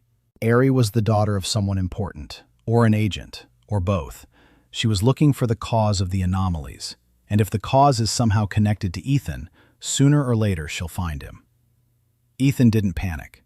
Panic is counterproductive. Once, at the warehouse in Seattle, the tax authorities came for an audit. Manager Harold was running around like a headless chicken. But Ethan simply made sure all the documents were in order and every box was accounted for. The audit went off without a hitch. Same principle. Don't hide from the observer. Be so ordinary that the observer will walk right past you. Ethan stepped up his routine. More work, fewer breaks, fewer moments when he was alone. Always in plain sight, always with a trash can or a mop, always the janitor. The system rewarded his redoubled efforts. His performance metrics didn't drop. The quality of his work became even higher because he was putting even more attention into it. Not for the sake of experience, for the sake of disguise. Irony. The harder he tried to be inconspicuous, the better he worked. The better he worked, the more experience he gained. The more experience he gained, the stronger he became. The stronger he became, the more dangerous it became to be noticed. A spiral with no way out. Except for one. To become so strong that it no longer mattered whether he was noticed or not. But he was far from that. On the 20th day of winter, Lottie came to Ethan, Charlotte Kane, Grandpa Hwang's niece, 15 years old, without a class, empty. The awakening ritual had given her nothing. No letter, no insignia, no spark. She was a shadow at the academy, a kitchen helper. She peeled vegetables, she washed dishes, she carried firewood. Small, quiet, with big dark eyes that looked at the world the way children do who realized very early on that the world wasn't for them. Ethan saw her every day in May's kitchen. Lottie worked in silence. She didn't complain. She didn't ask for anything. She didn't cry. She just did what she was told. May treated her gently. She didn't rush her. She gave her an extra serving at dinner. But Lottie didn't smile. Never. Not even when Pepple, the kitten, rubbed against her legs. She stroked him mechanically, without expression, like someone who had forgotten how to expect anything good from life. That evening, Lottie stood at the sink washing a pot. The pot was huge, bigger than she was. She scrubbed it with a brush, using more force than she could muster. Her hands were small. The brush was big. The burnt-on grime wouldn't come off. She scrubbed and scrubbed, but nothing changed. Ethan walked over. He stood beside her. He picked up a second brush. He began scrubbing from the other side, silently. Lottie looked at him, at his hands, at the way the brush moved in his hands, in even circles, with pressure, not rough, but precise. The grime began to come off. Lottie tried to copy him, the motion, the pressure, The circle. It didn't work. Her hand slipped. Ethan stopped. He placed his hand on top of hers, gently. He demonstrated the motion. The wrist leads, not the shoulder. The hand is relaxed. The pressure comes from the body, not the hand. The circle is small, not sweeping, small and precise. Lottie tried, slowly, hesitantly. The brush swept over the soot. The soot came away. A strip of clean metal. Lottie looked at the strip, then at Ethan, then back at the strip. She made another circle, another strip, another. The soot was coming off. The kettle was getting clean. Lottie scrubbed and scrubbed. 10 minutes. 20. The cauldron gleamed. Not all of it. Half. Her half. Ethan had done his. They stood side by side, looking at the clean cauldron. Lottie said one word. It worked. Ethan nodded. He said it had worked. From that day on, he taught Lottie. Not magic, not fighting, things he knew how to do himself. How to hold a knife properly when slicing. Not a chef's grip, a safe grip for a small hand. How to stack towels by color so the stack wouldn't topple over. How to darn a sock with an invisible stitch. His mom had taught him this when he was 10. Now he was teaching Lottie. Half an hour every evening, after dinner, in the kitchen when everyone else had left. Lottie was silent and listened. She tried. She made mistakes. She redid it. She made mistakes again. She redid it again. Ethan didn't rush her. He didn't get angry. He didn't praise her until there was a reason to. When there was a reason, he said one word. Good. And Lottie would light up at that one word like nothing else in the world could make her light up. A week later, she stacked a pile of towels, neat, sorted by color, the corners lined up perfectly. May saw it and dropped her spoon. 2 weeks later, Lottie darned a sock, an invisible stitch, thread that matched the fabric, even stitches. She held up the sock and held it up to the light. The seam was invisible. Lottie smiled. For the first time, a small smile, barely noticeable, but genuine. Ethan saw it and turned away so she wouldn't feel self-conscious. The system awarded a steady multiplier of 800 for Lottie's training, 800 for each lesson. Because Ethan wasn't teaching a skill. He was teaching a person to believe that she could do something, the most honest work possible. Level 38. A month later, Lottie said something Ethan would remember forever. They were sitting in the kitchen. Lottie was peeling carrots, the right way, with smooth, even strokes away from her.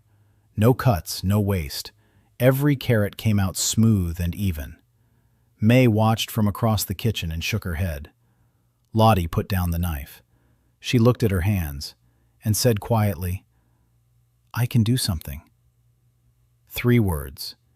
Ethan turned away toward the stove, not because he didn't want to look, because his eyes were stinging, and an F-rank scavenger isn't supposed to cry in the kitchen.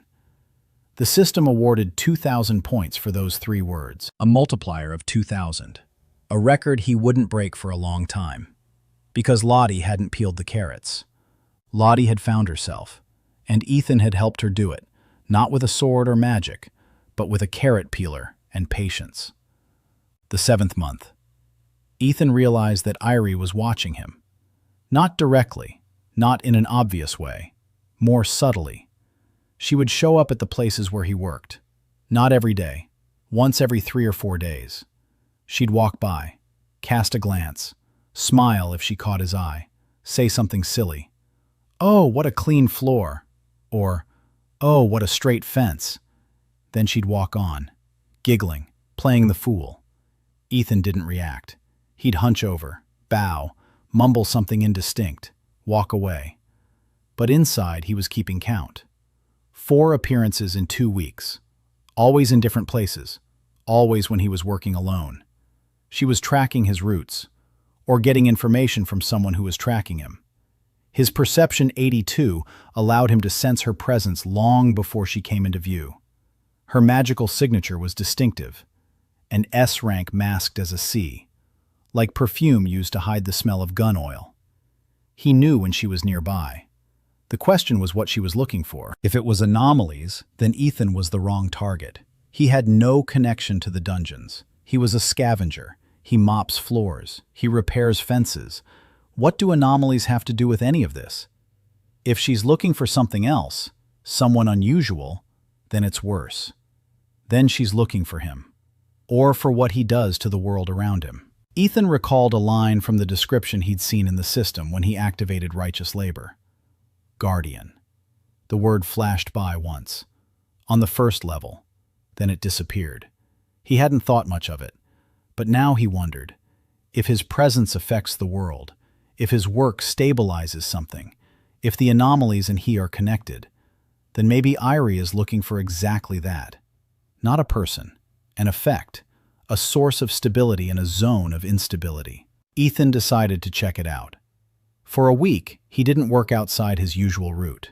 Only what was on the list. No extra repairs, no fountains or libraries. The bare minimum. A week later, Yuna reported that Airi had stopped appearing in his zones. She'd moved on to other sections of the academy. She was continuing her search. So it was an effect. When Ethan worked in a zone, the system stabilized something around him. When he stopped, the stability faded. Airi wasn't tracking him. She was tracking the zones of stability. Ethan returned to his usual routine, but he started distributing his work differently, not concentrating on one spot, moving around, dispersing the effect, so as not to create obvious spots on the map. It was like smearing paint so as not to leave fingerprints. Level 40, a round number. Strength 78, Dexterity 84, Stamina 76, Concentration 66, Perception 90. 90. The threshold beyond which perception ceased to be mere sensitivity and became something else. Ethan began to sense things for which he had no name. A tension in the fabric of reality, like a taut piece of cloth about to tear. He felt it at night, lying on his bunk. The world around him trembled, quietly, constantly, like a bass note you can't hear with your ears but feel in your chest. Something was building, beneath the academy, underground, in those very dungeons that had been spewing out anomalies for 3 years. Ethan didn't know what it was, but he knew it was getting closer. At the start of the 8th month, winter truly set in. A blizzard blanketed Silvergard for 3 days. The students didn't leave the buildings. Training sessions were canceled. Ethan worked. For 3 days, he cleared snow from the roofs. He repaired shutters that had been torn off by the wind. He reinforced doors that had been broken by the pressure. He sealed the cracks in the walls through which the cold wind blew into the bedrooms. Alone, because the rest of the staff stayed inside, keeping warm. They weren't paid for their heroism. But Ethan didn't think about pay. He thought about the people outside the walls. About Lottie, who was freezing in her tiny room. About Yuna, who got sick every winter. About May, who needed the staff kitchen in the morning. About Hwang, who was too old for this kind of cold. The system roared with the multipliers. 1,000, 1,200, 1,500. Working in the freezing cold for those inside. Pure care. No witnesses. No thanks. Just the wind and snow and the hands that do the work. Over the course of 3 days of blizzards, Ethan gained so much experience that he jumped from level 40 to 43.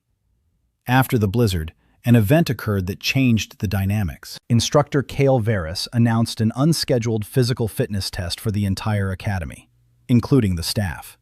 Once a year those tests. Running, weightlifting, striking a training golem. Simple exercises. For the students it was a formality. For the support staff, it was humiliation. Janitors, porters, and maids took to the field and produced results that drew laughter. Kael insisted that the support staff be tested this year personally in his presence. Usually, a junior instructor administered the test. This time, it was Kael. S rank, in person. Ethan understood. This was for him.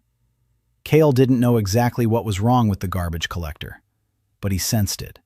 His S-rank intuition told him that the guy who carried buckets across the courtyard didn't breathe the way an F-rank should, or walk the way he should, or stand the way he should. Something microscopic, indisputable. but enough to organize a test. A test that would reveal his true physical parameters. Running, weight, striking power. Numbers don't lie. Test day. The training field.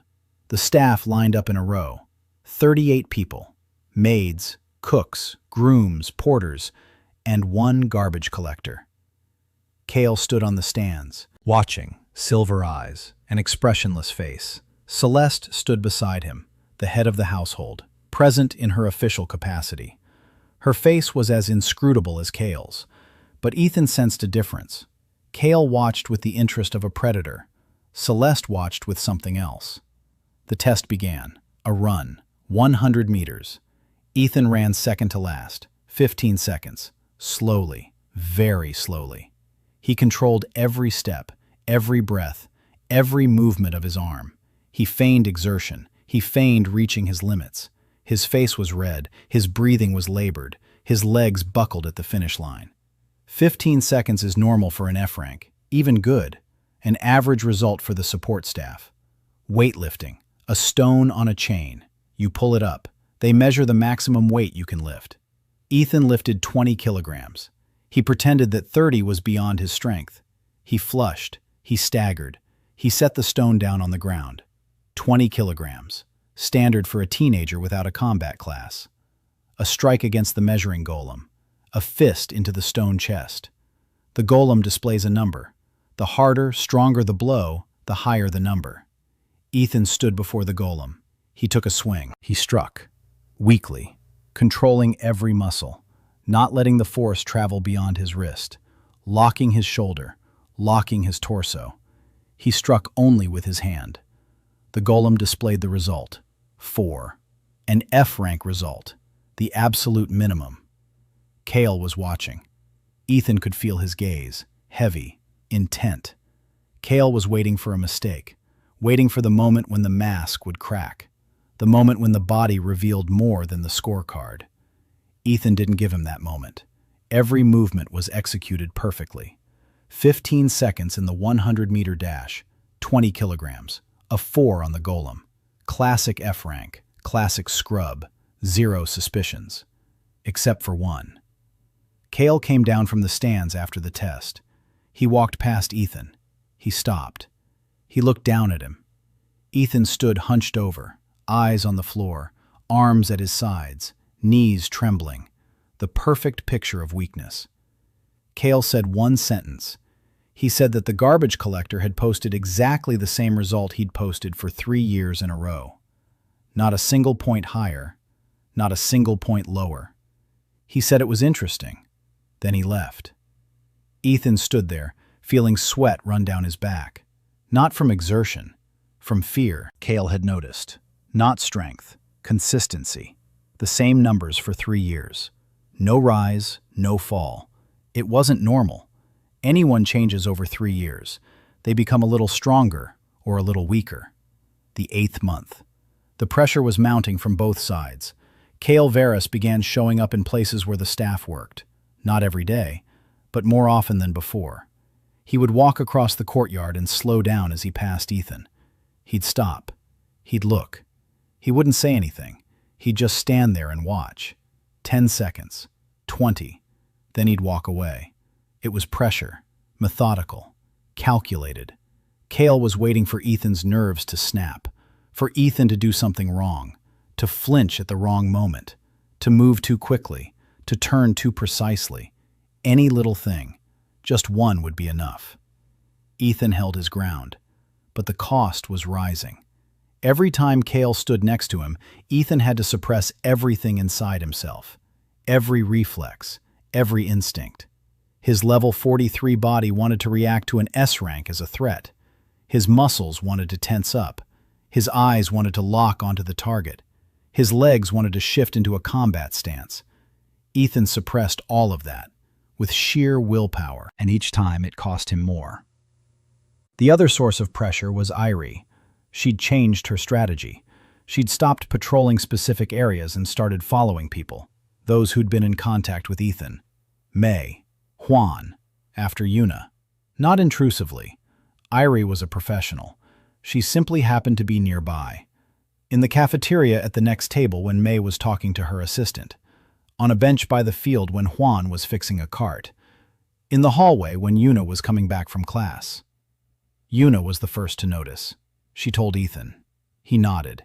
He said that Yuna needed to keep an even greater distance from him. Yuna asked how she would pass on information then. Ethan thought for a moment. He said through Lottie.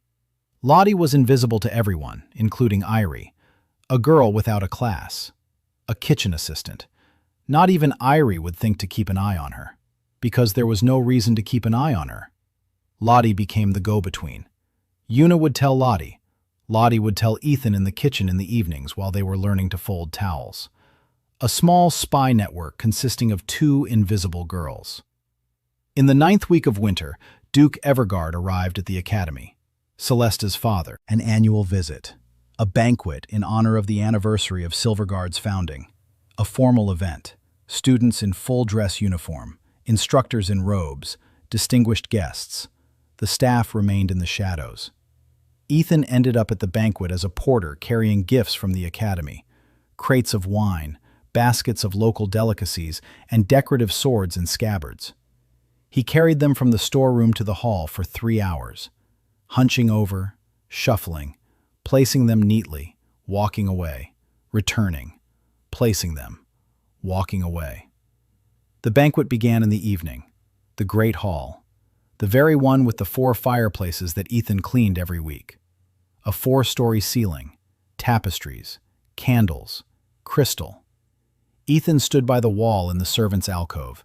His work was done. He could have left, but something held him back. He watched the hall, the people, the way they moved, the way they ate, at the way they talked. His inner voice kicked in automatically. The ceiling in the mirrored hall is cleaned every other time. There's been dust on the chandelier since July. The tablecloths were washed in the same water as the napkins. He'd fire them all. He almost smiled. In the midst of a heroic saga, he was counting the dust on the chandelier. Duke Evergard sat at the head table, a large man with graying temples and a stern gaze. Next to him was Celeste. In a white dress, her silver hair was styled, her mother's bracelet on her wrist. She sat upright and motionless like a statue. She smiled when she was supposed to. She nodded when she was supposed to. She spoke when she was supposed to. The perfect heiress, the perfect mask. Ethan saw the fatigue beneath the mask. He saw her fingers clenching the bracelet under the table. He saw her eyes glaze over when yet another guest began pay a compliment. Among the guests was an old man, short, thin, dressed simply, without adornments. But his seat was one of honor, to the Duke's left. That meant he was important. Ethan asked the maid standing nearby who he was.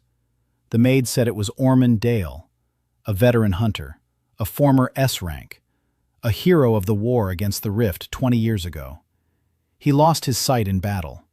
He lives at the Duke's court as a guest of honor. Ormond Dale sat at the table and ate slowly, carefully. His hands moved across the tablecloth, checking the placement of the items. Fork, knife, glass, plate. He found each item he found by touch, quietly, without help. No one nearby was assisting him. No one noticed. Soup was served, wide bowls, broth with some kind of garnish. Ethan saw exactly what it was, a gold leaf, as thin as paper, floating on the surface, a decorative element, a trendy detail of haute cuisine. Ormond lifted his spoon, scooped some up, brought it to his mouth. The gold leaf stuck to the spoon. The old man didn't see it, didn't feel it. He put the spoon in his mouth and froze. The leaf stuck to his palate, or to his throat. Ormond started coughing, quietly at first, then louder. The glass next to his hand wobbled. He clutched his throat, his face flushed, his cough grew hoarse. The man to his right turned. He turned pale. He shouted that the veteran was unwell. The room turned toward him. Noise, commotion. Servants rushed to the table. Someone ran for a healer. The Duke stood up. Celeste stood up. The servants scurried about like ants. Someone shouted that the soup was poisoned. Someone shouted that it was an assassination attempt. Chaos. Ormond was coughing. He was gasping for breath. His weak hands clung to the tablecloth. A former S rank. A hero. As helpless as a child faced with a gold leaf in his soup. Ethan stepped out of the alcove. Quietly. Quickly. Not running. Step by step. Steady and precise. He walked across the hall. Past the flustered servants. Past the pale-faced guests. He approached Ormond. Took the bowl of soup. Turned and headed for the kitchen. No one stopped him. In the chaos, no one paid any attention to the janitor who'd taken the bowl. In the kitchen, Ethan worked for 4 minutes. He strained the soup through a clean cloth. He removed the gold leaf. He removed all the solid pieces that might prevent a blind person from eating. He found a wide bowl. Not a plate, a bowl, with high sides, so it wouldn't spill, so blind hands could feel the edges. He poured the soup into it. He found a spoon, not the one that had been on the table, a different one, with a rounded edge, so as not to cut his lips, so the spoon would glide gently into his mouth. He returned to the hall. The chaos had subsided. The healer helped Ormond clear his throat. The sheet was removed. The old man was breathing, but the soup was ruined. The incident had occurred. The Duke was pale with rage. The servants trembled in anticipation of a flogging. Ethan approached Ormond. He set a bowl in front of him. He placed a spoon in it. He leaned close to the old man's ear. He said quietly that it was more comfortable this way, that he himself had fed a grandfather just like this one. Ormond turned his face toward him. Blind eyes, grayish, but alive. He felt for the bowl. He ran his fingers along the rim, high and comfortable. He picked up the spoon, felt its rounded edge, scooped up some soup, and brought it to his mouth. Nothing got in the way, nothing stuck, just clean, warm broth. Ormond took a sip, then another. He set the spoon down, and he spoke loudly, loud enough for the whole room to hear. He said that this was what you called service. The room fell silent. Everyone was looking at the janitor in the brown jacket who stood next to the legend, holding his back straight, not hunched over, straight, for the first time in 8 months. Ethan didn't have time to catch himself. The moment was stronger than the disguise. The old, blind hero spoke a kind word, and his body straightened of its own accord. Celeste was looking at him, from across the table, from a seat that she was not allowed to leave without her father's permission, a breach of protocol. She stood up, before her father did, without permission. She stepped out from the table. She approached, and bowed to Ethan, in full view of the entire court. The heiress to the ducal house, the Holy Swordswoman. She bowed to an F-rank garbage collector. The hall held its breath. Duke Evergard looked at his daughter, at the garbage collector, at his daughter, at the garbage collector. His face was expressionless. Then he nodded slowly, just once, and he sat down. Celeste straightened up. She looked at Ethan. There was something in her eyes that he couldn't read, even with a perception score of 94. Something too deep for the system. She returned to the table. The banquet continued. But something had changed. The atmosphere was different. Ethan returned to the servants' alcove. He hunched over again. He lowered his eyes again. But it was too late. They'd seen him. Everyone had seen him. A week later, the rumor reached the city. The garbage boy from Silvergard, who had saved a veteran, to whom the Evergard heiress had bowed. Ethan stood in his closet room, staring at the ceiling with its streaks. The mask cracked. Not completely, but it was cracked. He could no longer be called invisible.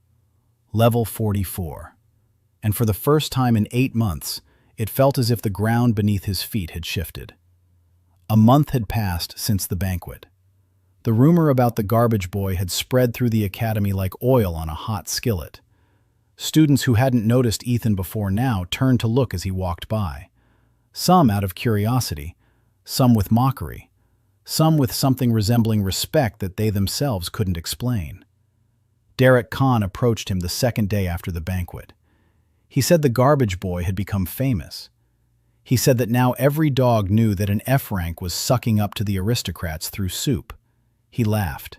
He left. Ethan said nothing. He washed away the dirty boot print he'd left behind. The system awarded 200 points, a multiplier of 100, at least, because this wasn't for a human. It was for the cleanliness of the floor. Impersonal. The system sensed the difference. Kael Verris changed his tactics. He stopped walking around and watching.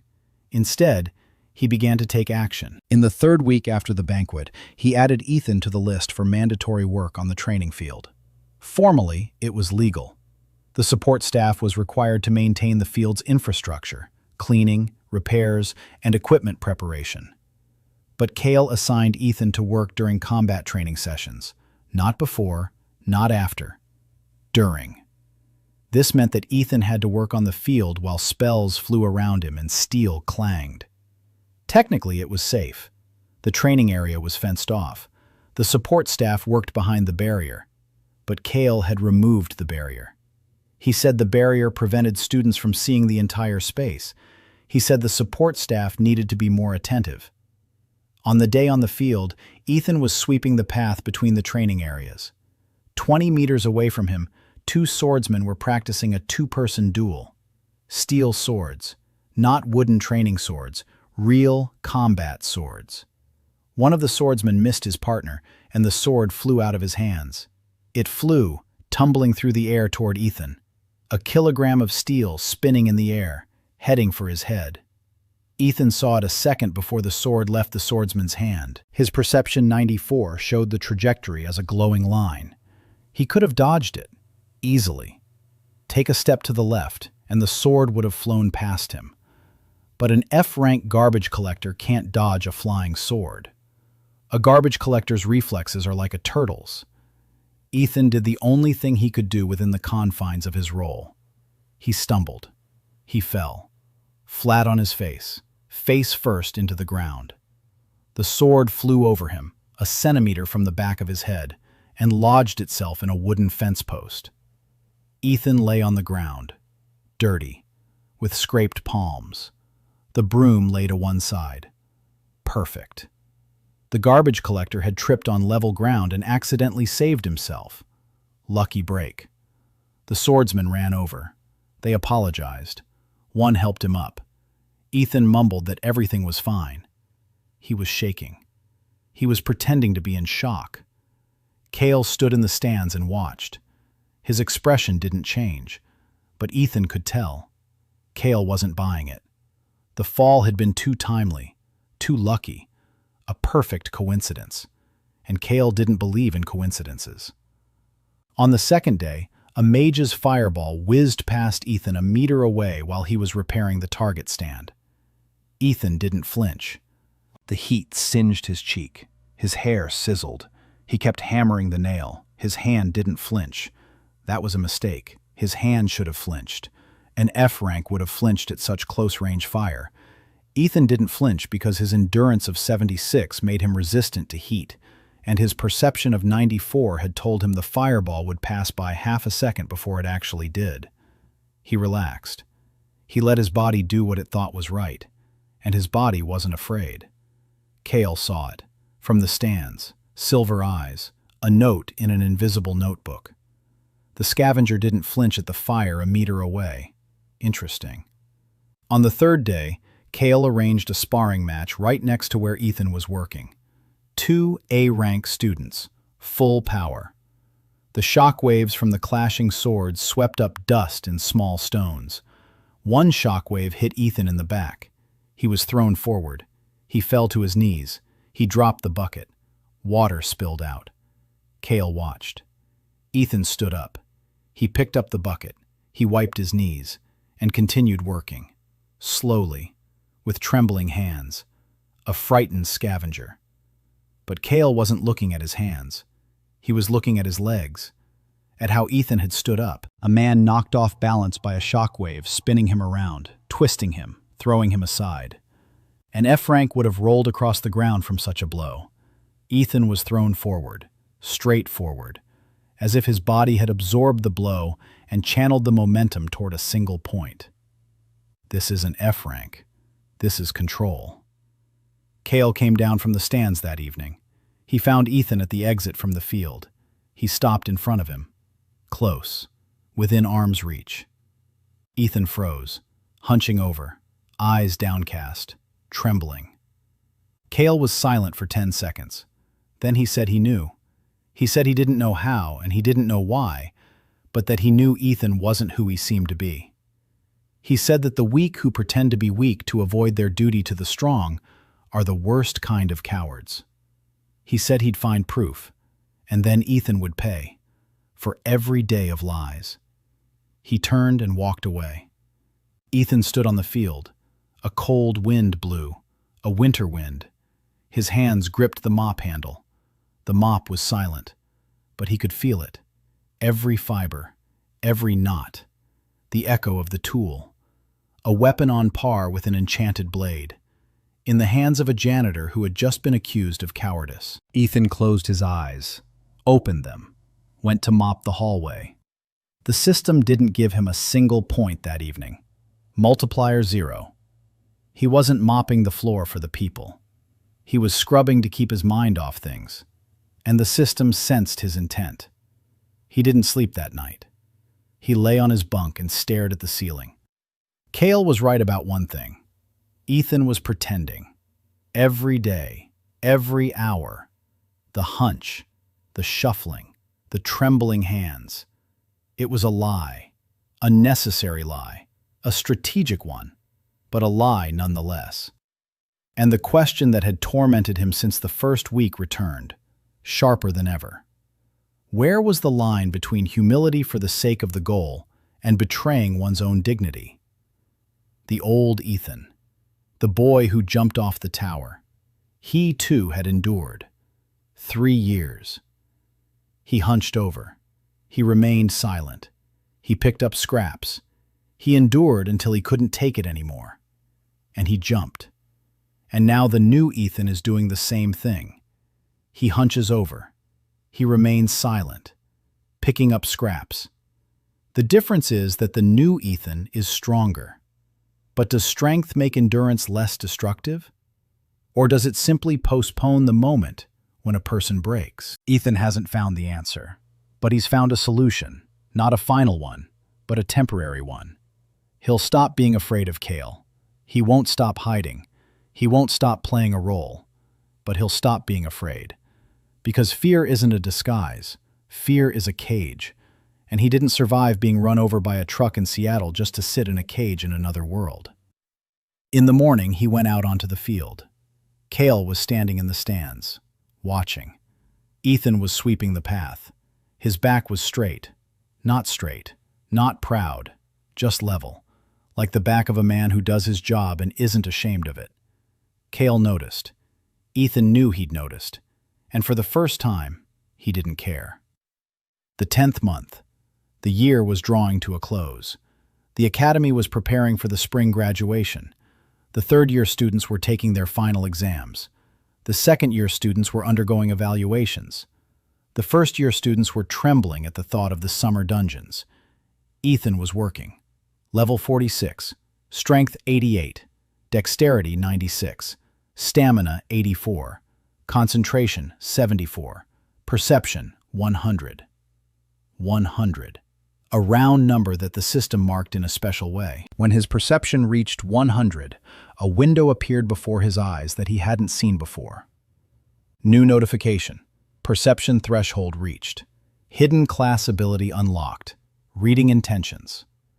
Ethan stood in the hallway with a bucket, reading the text. Reading intentions. The ability to sense a person's true intention within a 20-meter radius. Not thoughts, not words. Intent, the direction of one's will, what a person is about to do in the next few seconds. It wasn't telepathy. It was something simpler and more terrifying. It was as if every person around him had become transparent, not in body, but in purpose. He could see where a hand was going before it moved. He could sense a breath before a person began to speak. He could feel a decision before it became an action. Ethan closed the window. He stood there for a minute. Then he continued mopping the floor. His new ability was frightening, but it was useful. He began to test them, carefully. In the dining hall, in the hallways, on the field. Derek. Intention. To walk past, to nudge with his shoulder. Self-assertion. Ethan saw it 3 seconds in advance and stepped aside before Derek even raised his shoulder. Mara, the maid. Intention. To ask for help with a heavy basin. She was too shy. Ethan walked over and took the basin before she even opened her mouth. Mara looked at him in surprise. Kael. Intention. Observation. Analysis. Patient waiting. Neither aggression nor anger. Cool determination. Kael took his time. He waited like a hunter waits by a burrow. Airi. Intention. More complex. Multi-layered. Top layer. To smile sweetly. Middle layer. To remember who was standing where. Deep layer. Anxiety. Real anxiety. Airi was afraid of something. Not Ethan. Something bigger. Something she had, or hadn't, found in her investigation. Ethan remembered. The anxiety of a Royal Guild observer meant that the situation with the anomalies was worse than he'd thought. In the 11th month of Reyna, Beck found him. Not through Yuna, not by chance. She figured it out. Captain of the Red Feather Guild. Straightforward to the point of rudeness. Smart to the point of danger. She conducted her own investigation. She questioned the armorer, the stable hands, the storeroom attendants. She tracked when the bow had appeared in the storeroom. She cross-referenced it with the staff's work schedule. She found the only person who had access to the storeroom during those days, the garbage collector, Ethan Park. She found him that evening by the stables. Ethan was repairing the gate. Reyna approached. She stopped 3 steps away. She crossed her arms over her chest. Her grandmother's bow hung behind her back, new yet old, alive. She remained silent. Ethan was repairing the gate. He was silent too. Reyna spoke first. She said she knew he'd fixed the bow, that he shouldn't lie, that she'd checked, that the oil on the wood smelled just like the oil in May Hansen's kitchen, that the wire on the bowstring was the same type as the wire in caretaker Hwang's shed, that she wasn't a fool. Ethan put down his hammer. He turned to face her. He looked at her. Reyna was tall, almost as tall as he was. Her dark hair was pulled back into a ponytail, a tattoo on her collarbone. Her eyes were black, angry. No, not angry. Tense, like the bowstring of her bow before she shoots. Ethan said the tree wasn't dead, just dry. It needed oil and time. Reyna looked at him. The emotion he read in her gaze was complex. Gratitude. Anger at herself for feeling that gratitude. The urge to strike out. The urge to embrace. Confusion about what to do with it all. She said one word. You. And that word contained everything. Recognition, acknowledgement, a promise, a warning. Then she turned and walked away, at a brisk pace, without looking back. Ethan watched her go. The 5th person in his circle. Hwang, May, Yuna, Celeste, Reyna. 5 people who knew something about him. Not everything. Each knew their own part. But enough to stand by him when it mattered. Ethan hadn't planned this. He hadn't built a team. He hadn't recruited allies. He just fixed things. And people came on their own.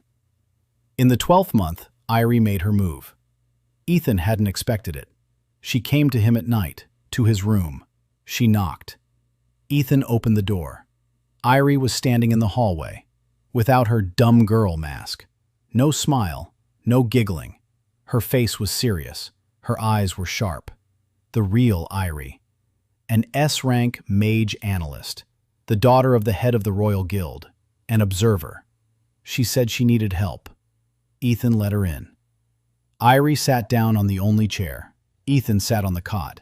She spoke for 20 minutes, quietly, quickly, without pauses.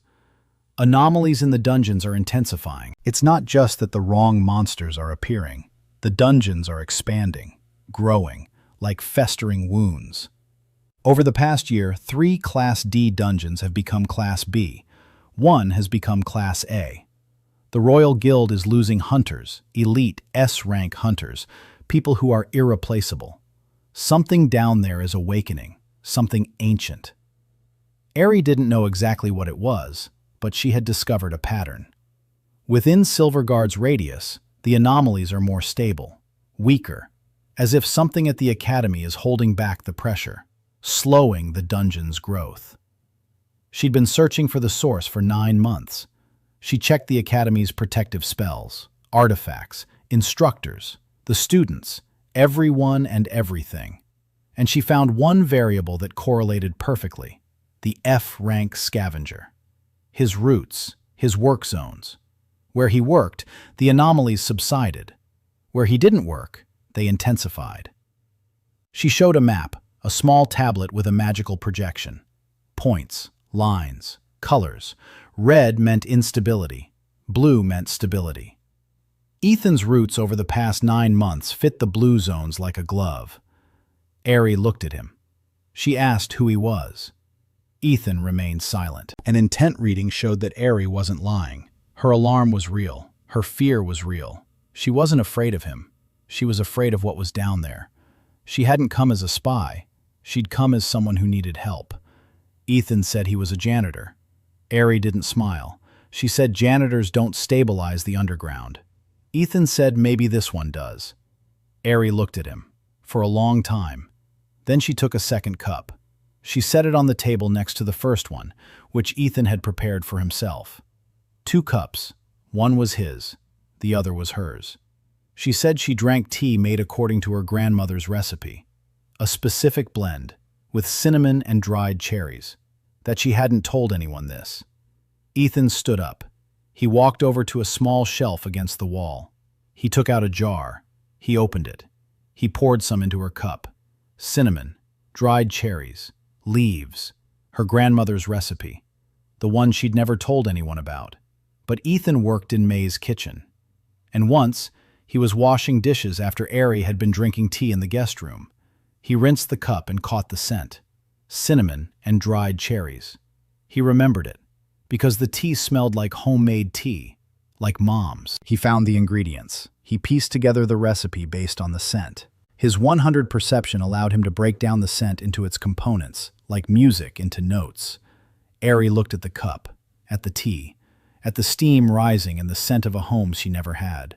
She dropped her tablet with maps and reports. It hit the floor with a dull thud. She didn't pick it up. Ethan did. He placed it on the table. He poured boiling water into both cups. They drank their tea in silence. 2 minutes. 3. Airi said she was tired, not from the mission, from the fact that there wasn't a single person with whom she could be herself. Ethan said that now there was. Airi finished her tea.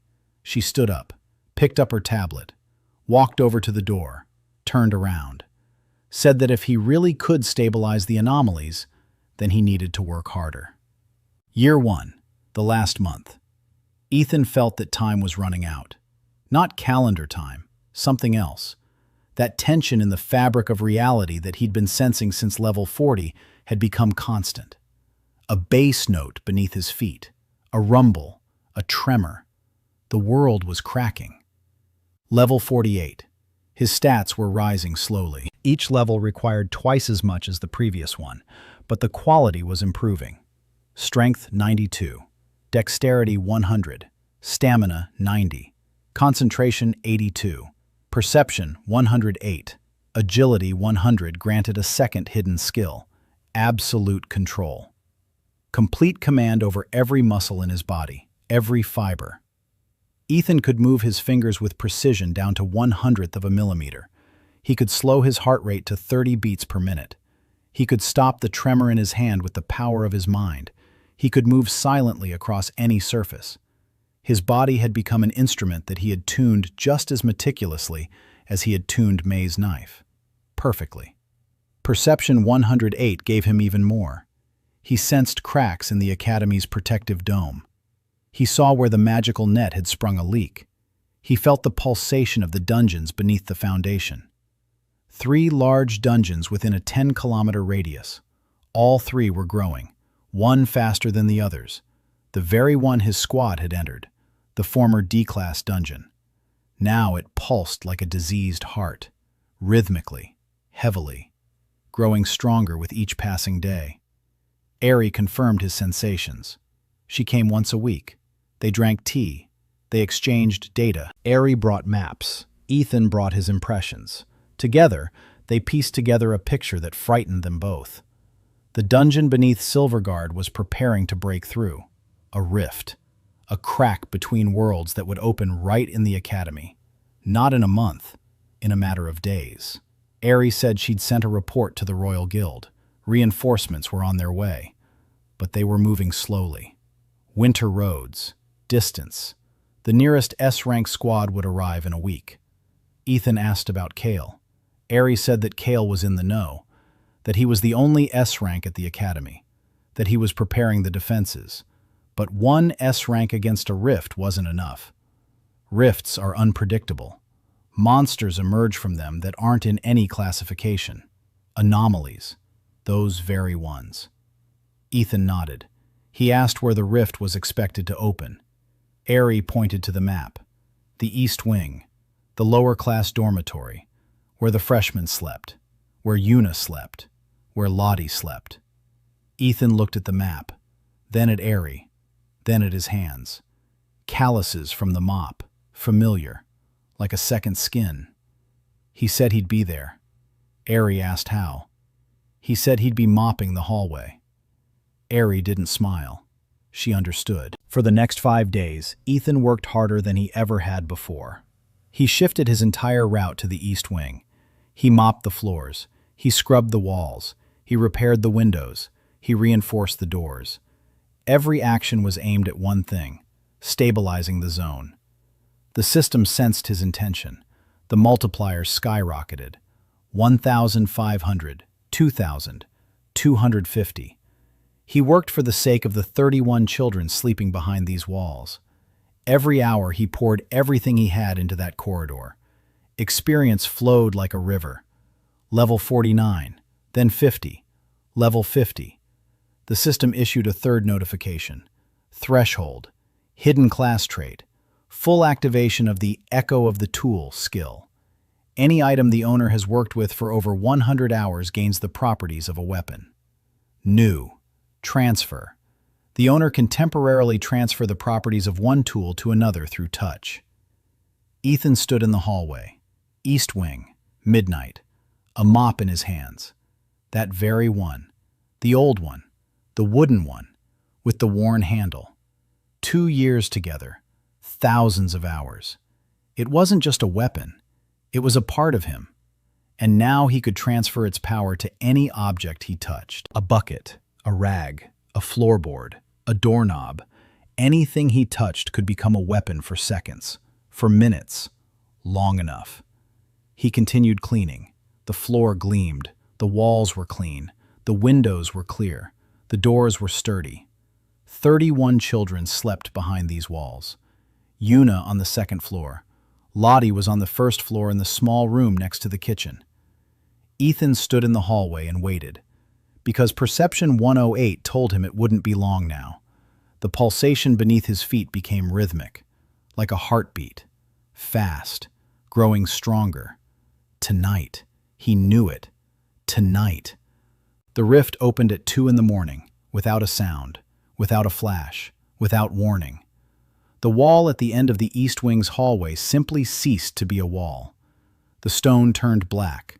It flowed like liquid. It spread out to the sides, revealing a void behind it. Black, thick, alive. From the void came the scent of something ancient. Not rot, not sulfur. Something that existed before rot and before sulfur. The scent of a world that had been forgotten. Ethan stood 20 meters from the fissure, a mop in his hands, a bucket at his feet. The hallway behind him. 31 doors, 31 children. All asleep. Perception 108 showed him what was happening inside the fissure. Movement. Lots of movement. Creatures. Not the ones that had been in the dungeon. Different ones. larger, more solid, with magical energy that pressed down on his chest like a stone slab. The first creature emerged 10 seconds later, a humanoid, 2.5 meters tall, black skin, smooth as stone, 4 arms, each ended in something halfway between a blade and fingers, eyes, 6 of them, red, bright. The creature turned its head. It looked down the corridor. It saw Ethan. It froze. Ethan gripped the mop. His body switched to combat mode. Absolute control shut down all non-essential processes. Fear, shut down. Trembling, shut down. Breathing, steady. Heart rate, 60 beats per minute. Muscles ready. His senses revealed the creature's weak spots. The seams between the plates of skin on its neck. The joints of its 4 arms. The base of the skull at the back of the neck. Soft tissue. The creature leaped. Fast. Very fast. Faster than a Class C scorpion. Faster than Derek. Faster than Lena could see an arrow. But not faster than Ethan could see its intent. He read its intentions a second before the leap. Ethan knew where the 4 blade-like arms would strike. He knew the trajectory. He knew the landing point. He stepped to the right. The mop swept in an arc, from bottom to top. The wooden handle struck the creature at the junction between its neck and shoulder, a blow that channeled all the strength of 92 and all the agility of 100. The echo of the tool transformed the blow of the wooden stick into the strike of an enchanted blade. The creature cracked. Its black skin burst. A dark liquid splattered onto the wall. The creature flew backward toward the fissure and fell. It didn't get back up. Ethan didn't stop. A second one emerged from the fissure, a third, a fourth, smaller than the first, faster, skinny, with long arms, insect-like. They crawled out of the crack like cockroaches, up the walls, across the ceiling, across the floor. Ethan was working, not fighting, working, just as he worked every day. The mop moved in his hands in the same semicircles as when he washed the floor. Only each semicircle ended with a strike, a clean semicircle, a blow, a crunch, a clean semicircle, a blow, a crunch, a rhythm, the same rhythm as when cleaning, steady, calm, effective. Bodies fell. Dark liquid spread across the stone. Ethan moved forward, toward the fissure, not away from it, toward it. Every step closer. Every swing of the mop cleared the way. The creatures kept coming and coming. 10, 20, 30, all different. Small as dogs, large as bears, one the size of a horse, with horns, with a tail. Ethan struck it in the forehead with the mop. The mop went through the horn and into the skull. The creature collapsed. The mop came out clean. The echo of the tool. 2 years together, thousands of hours. It knew him better than any sword had ever known any hero. Time flowed on. Ethan didn't count the minutes. He counted the bodies. He counted the blows. He counted the distance to the rift. 10 meters. 5. 3. He stood at the edge. A black void lay before him. It was crawling out of it, endlessly, without pause. Ethan realized that killing them was useless. There were too many of them. The rift had to be sealed, not with a sword, not with magic. He looked at his hands, at the mop, at the rift, the world's wounds. Airi had said that the dungeons were wounds, and wounds shouldn't be killed. Wounds need to be healed, patched up, repaired. Ethan knew how to repair it. He reached out toward the edge of the rift. His fingers touched the black rim. Cold, deep, ancient, like touching a stone that had lain in the ground for 1,000 years. And the system exploded. The window flashed so brightly that he was blinded for a second. Text, huge. Hidden class awakened. Guardian.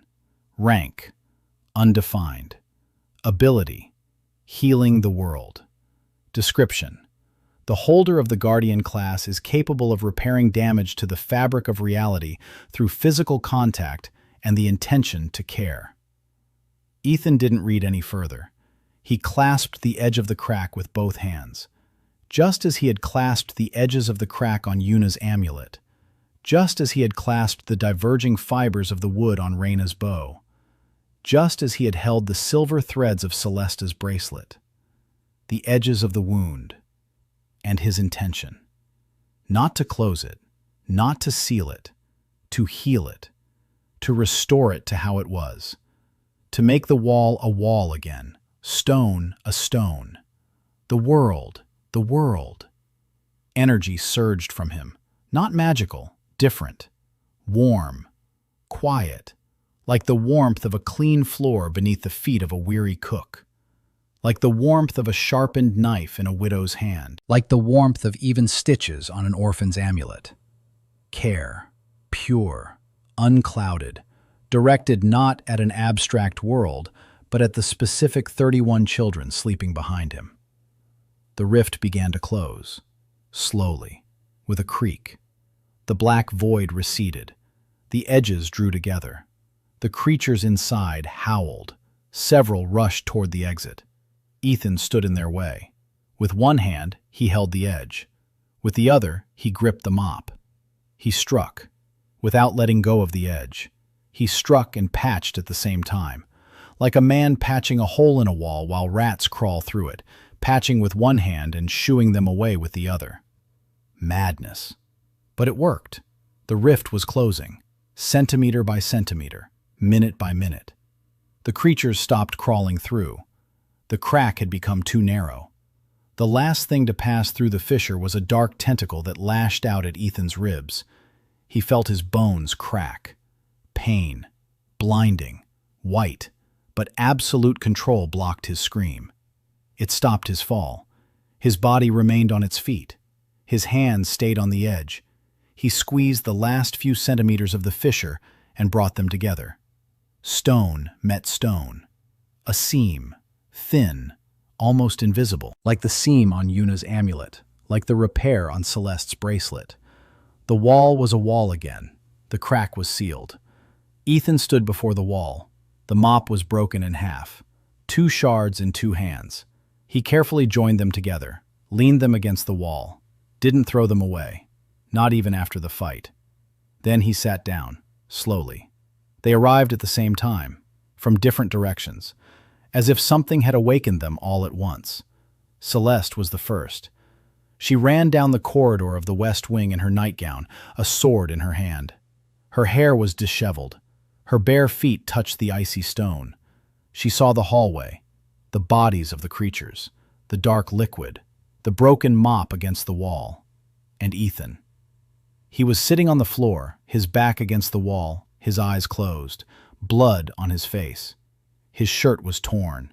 His chest rose and fell unevenly. He was breathing. He was alive. Celeste knelt down beside him, on her knees.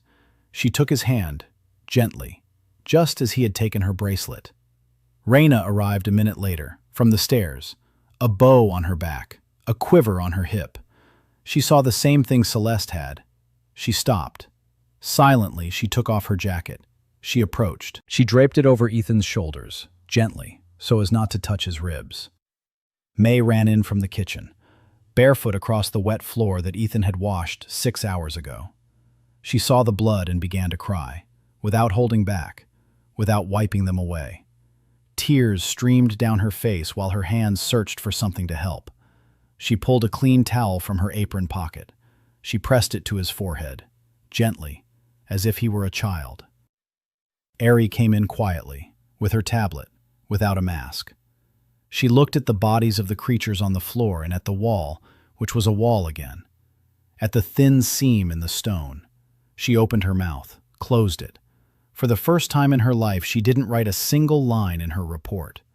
The tablet stayed in her bag. Yuna came through the door. She had been sleeping on the 2nd floor. She woke up from the noise, or from the silence after the noise. She came downstairs. She saw Ethan. Her trembling hands rose.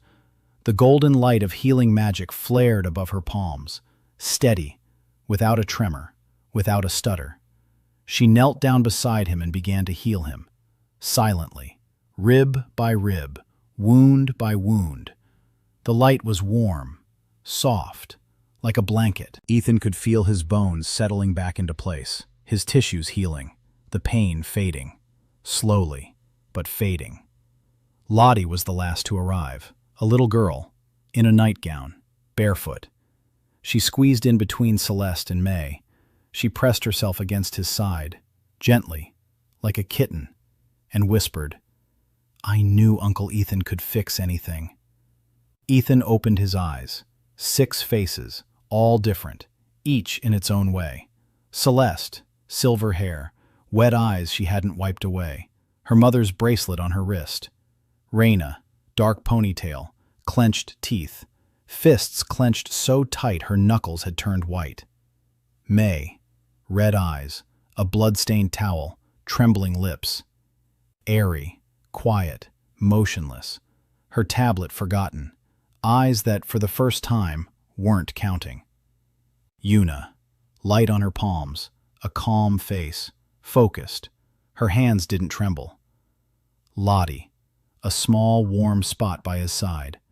6 people, his circle, not a team, not a squad, not a harem, a circle. Those he didn't seek out, those who came on their own, because he fixed their things, because he cared. Ethan looked up at them, tired, bruised, still his, the Seattle crew, and he said hoarsely, "We'll have to mop the floor here tomorrow. It's all trampled down." May laughed through her tears. Reyna snorted. Celeste squeezed his hand tighter. Yuna kept treating the wounds. Airi smiled quietly, her first real smile. Lottie just pressed herself closer. Morning came. The sun rose over Silvergard. The freshmen woke up and didn't know what had happened. The doors to their rooms were intact. The hallway was clean. The creatures' bodies were gone. They'd cleaned it all up before dawn. 6 people and an old man named Hwang worked for 3 hours. They carried the bodies to the basement. They washed the floors. They scrubbed the walls. They filled in the scratches on the stone. By the time the first student opened the door, the hallway was clean, as if nothing had happened. Only a thin seam on the wall at the far end. But no one would notice it. It was neat, professional, like all of Ethan's work.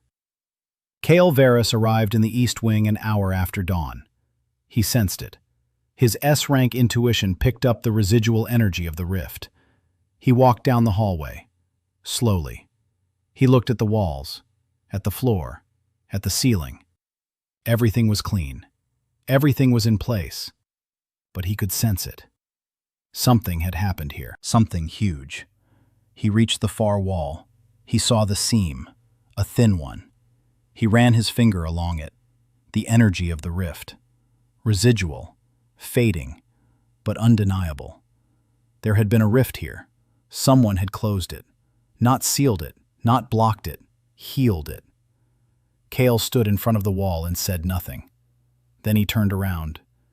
Ethan was standing in the hallway, with a bucket, with a mop, a new one. The old one was broken. This one was from Hwang's shed, fresh, unworn, not yet turned into a weapon. Ethan was slouching, hiding his eyes. But Kael wasn't looking at the mask anymore. He was looking at the wall behind Ethan, at the seam, at the work that no S-rank on the continent could have done, because S-ranks know how to kill. And this wasn't murder. It was a repair. Kael opened his mouth, closed it, opened it again, asked if Ethan had done it. Ethan didn't answer. He was mopping the floor. Kael stood there. He watched. For a minute. 2. Then he turned and walked away. His stride was different. Not measured, not confident. Heavy. Like that of a man who realized that his entire philosophy of strength and weakness, hierarchy and progress, had crumbled against a single repaired wall. Ethan was mopping the floor. The new mop moved differently, stiffer, unfamiliar. It needed time, 100 hours, maybe more. But he'd teach this one too. Because mops are like people. They don't need strength. They need patience and care and 1,000 hours together. The days passed. The Academy didn't know what had happened. Officially, nothing had happened.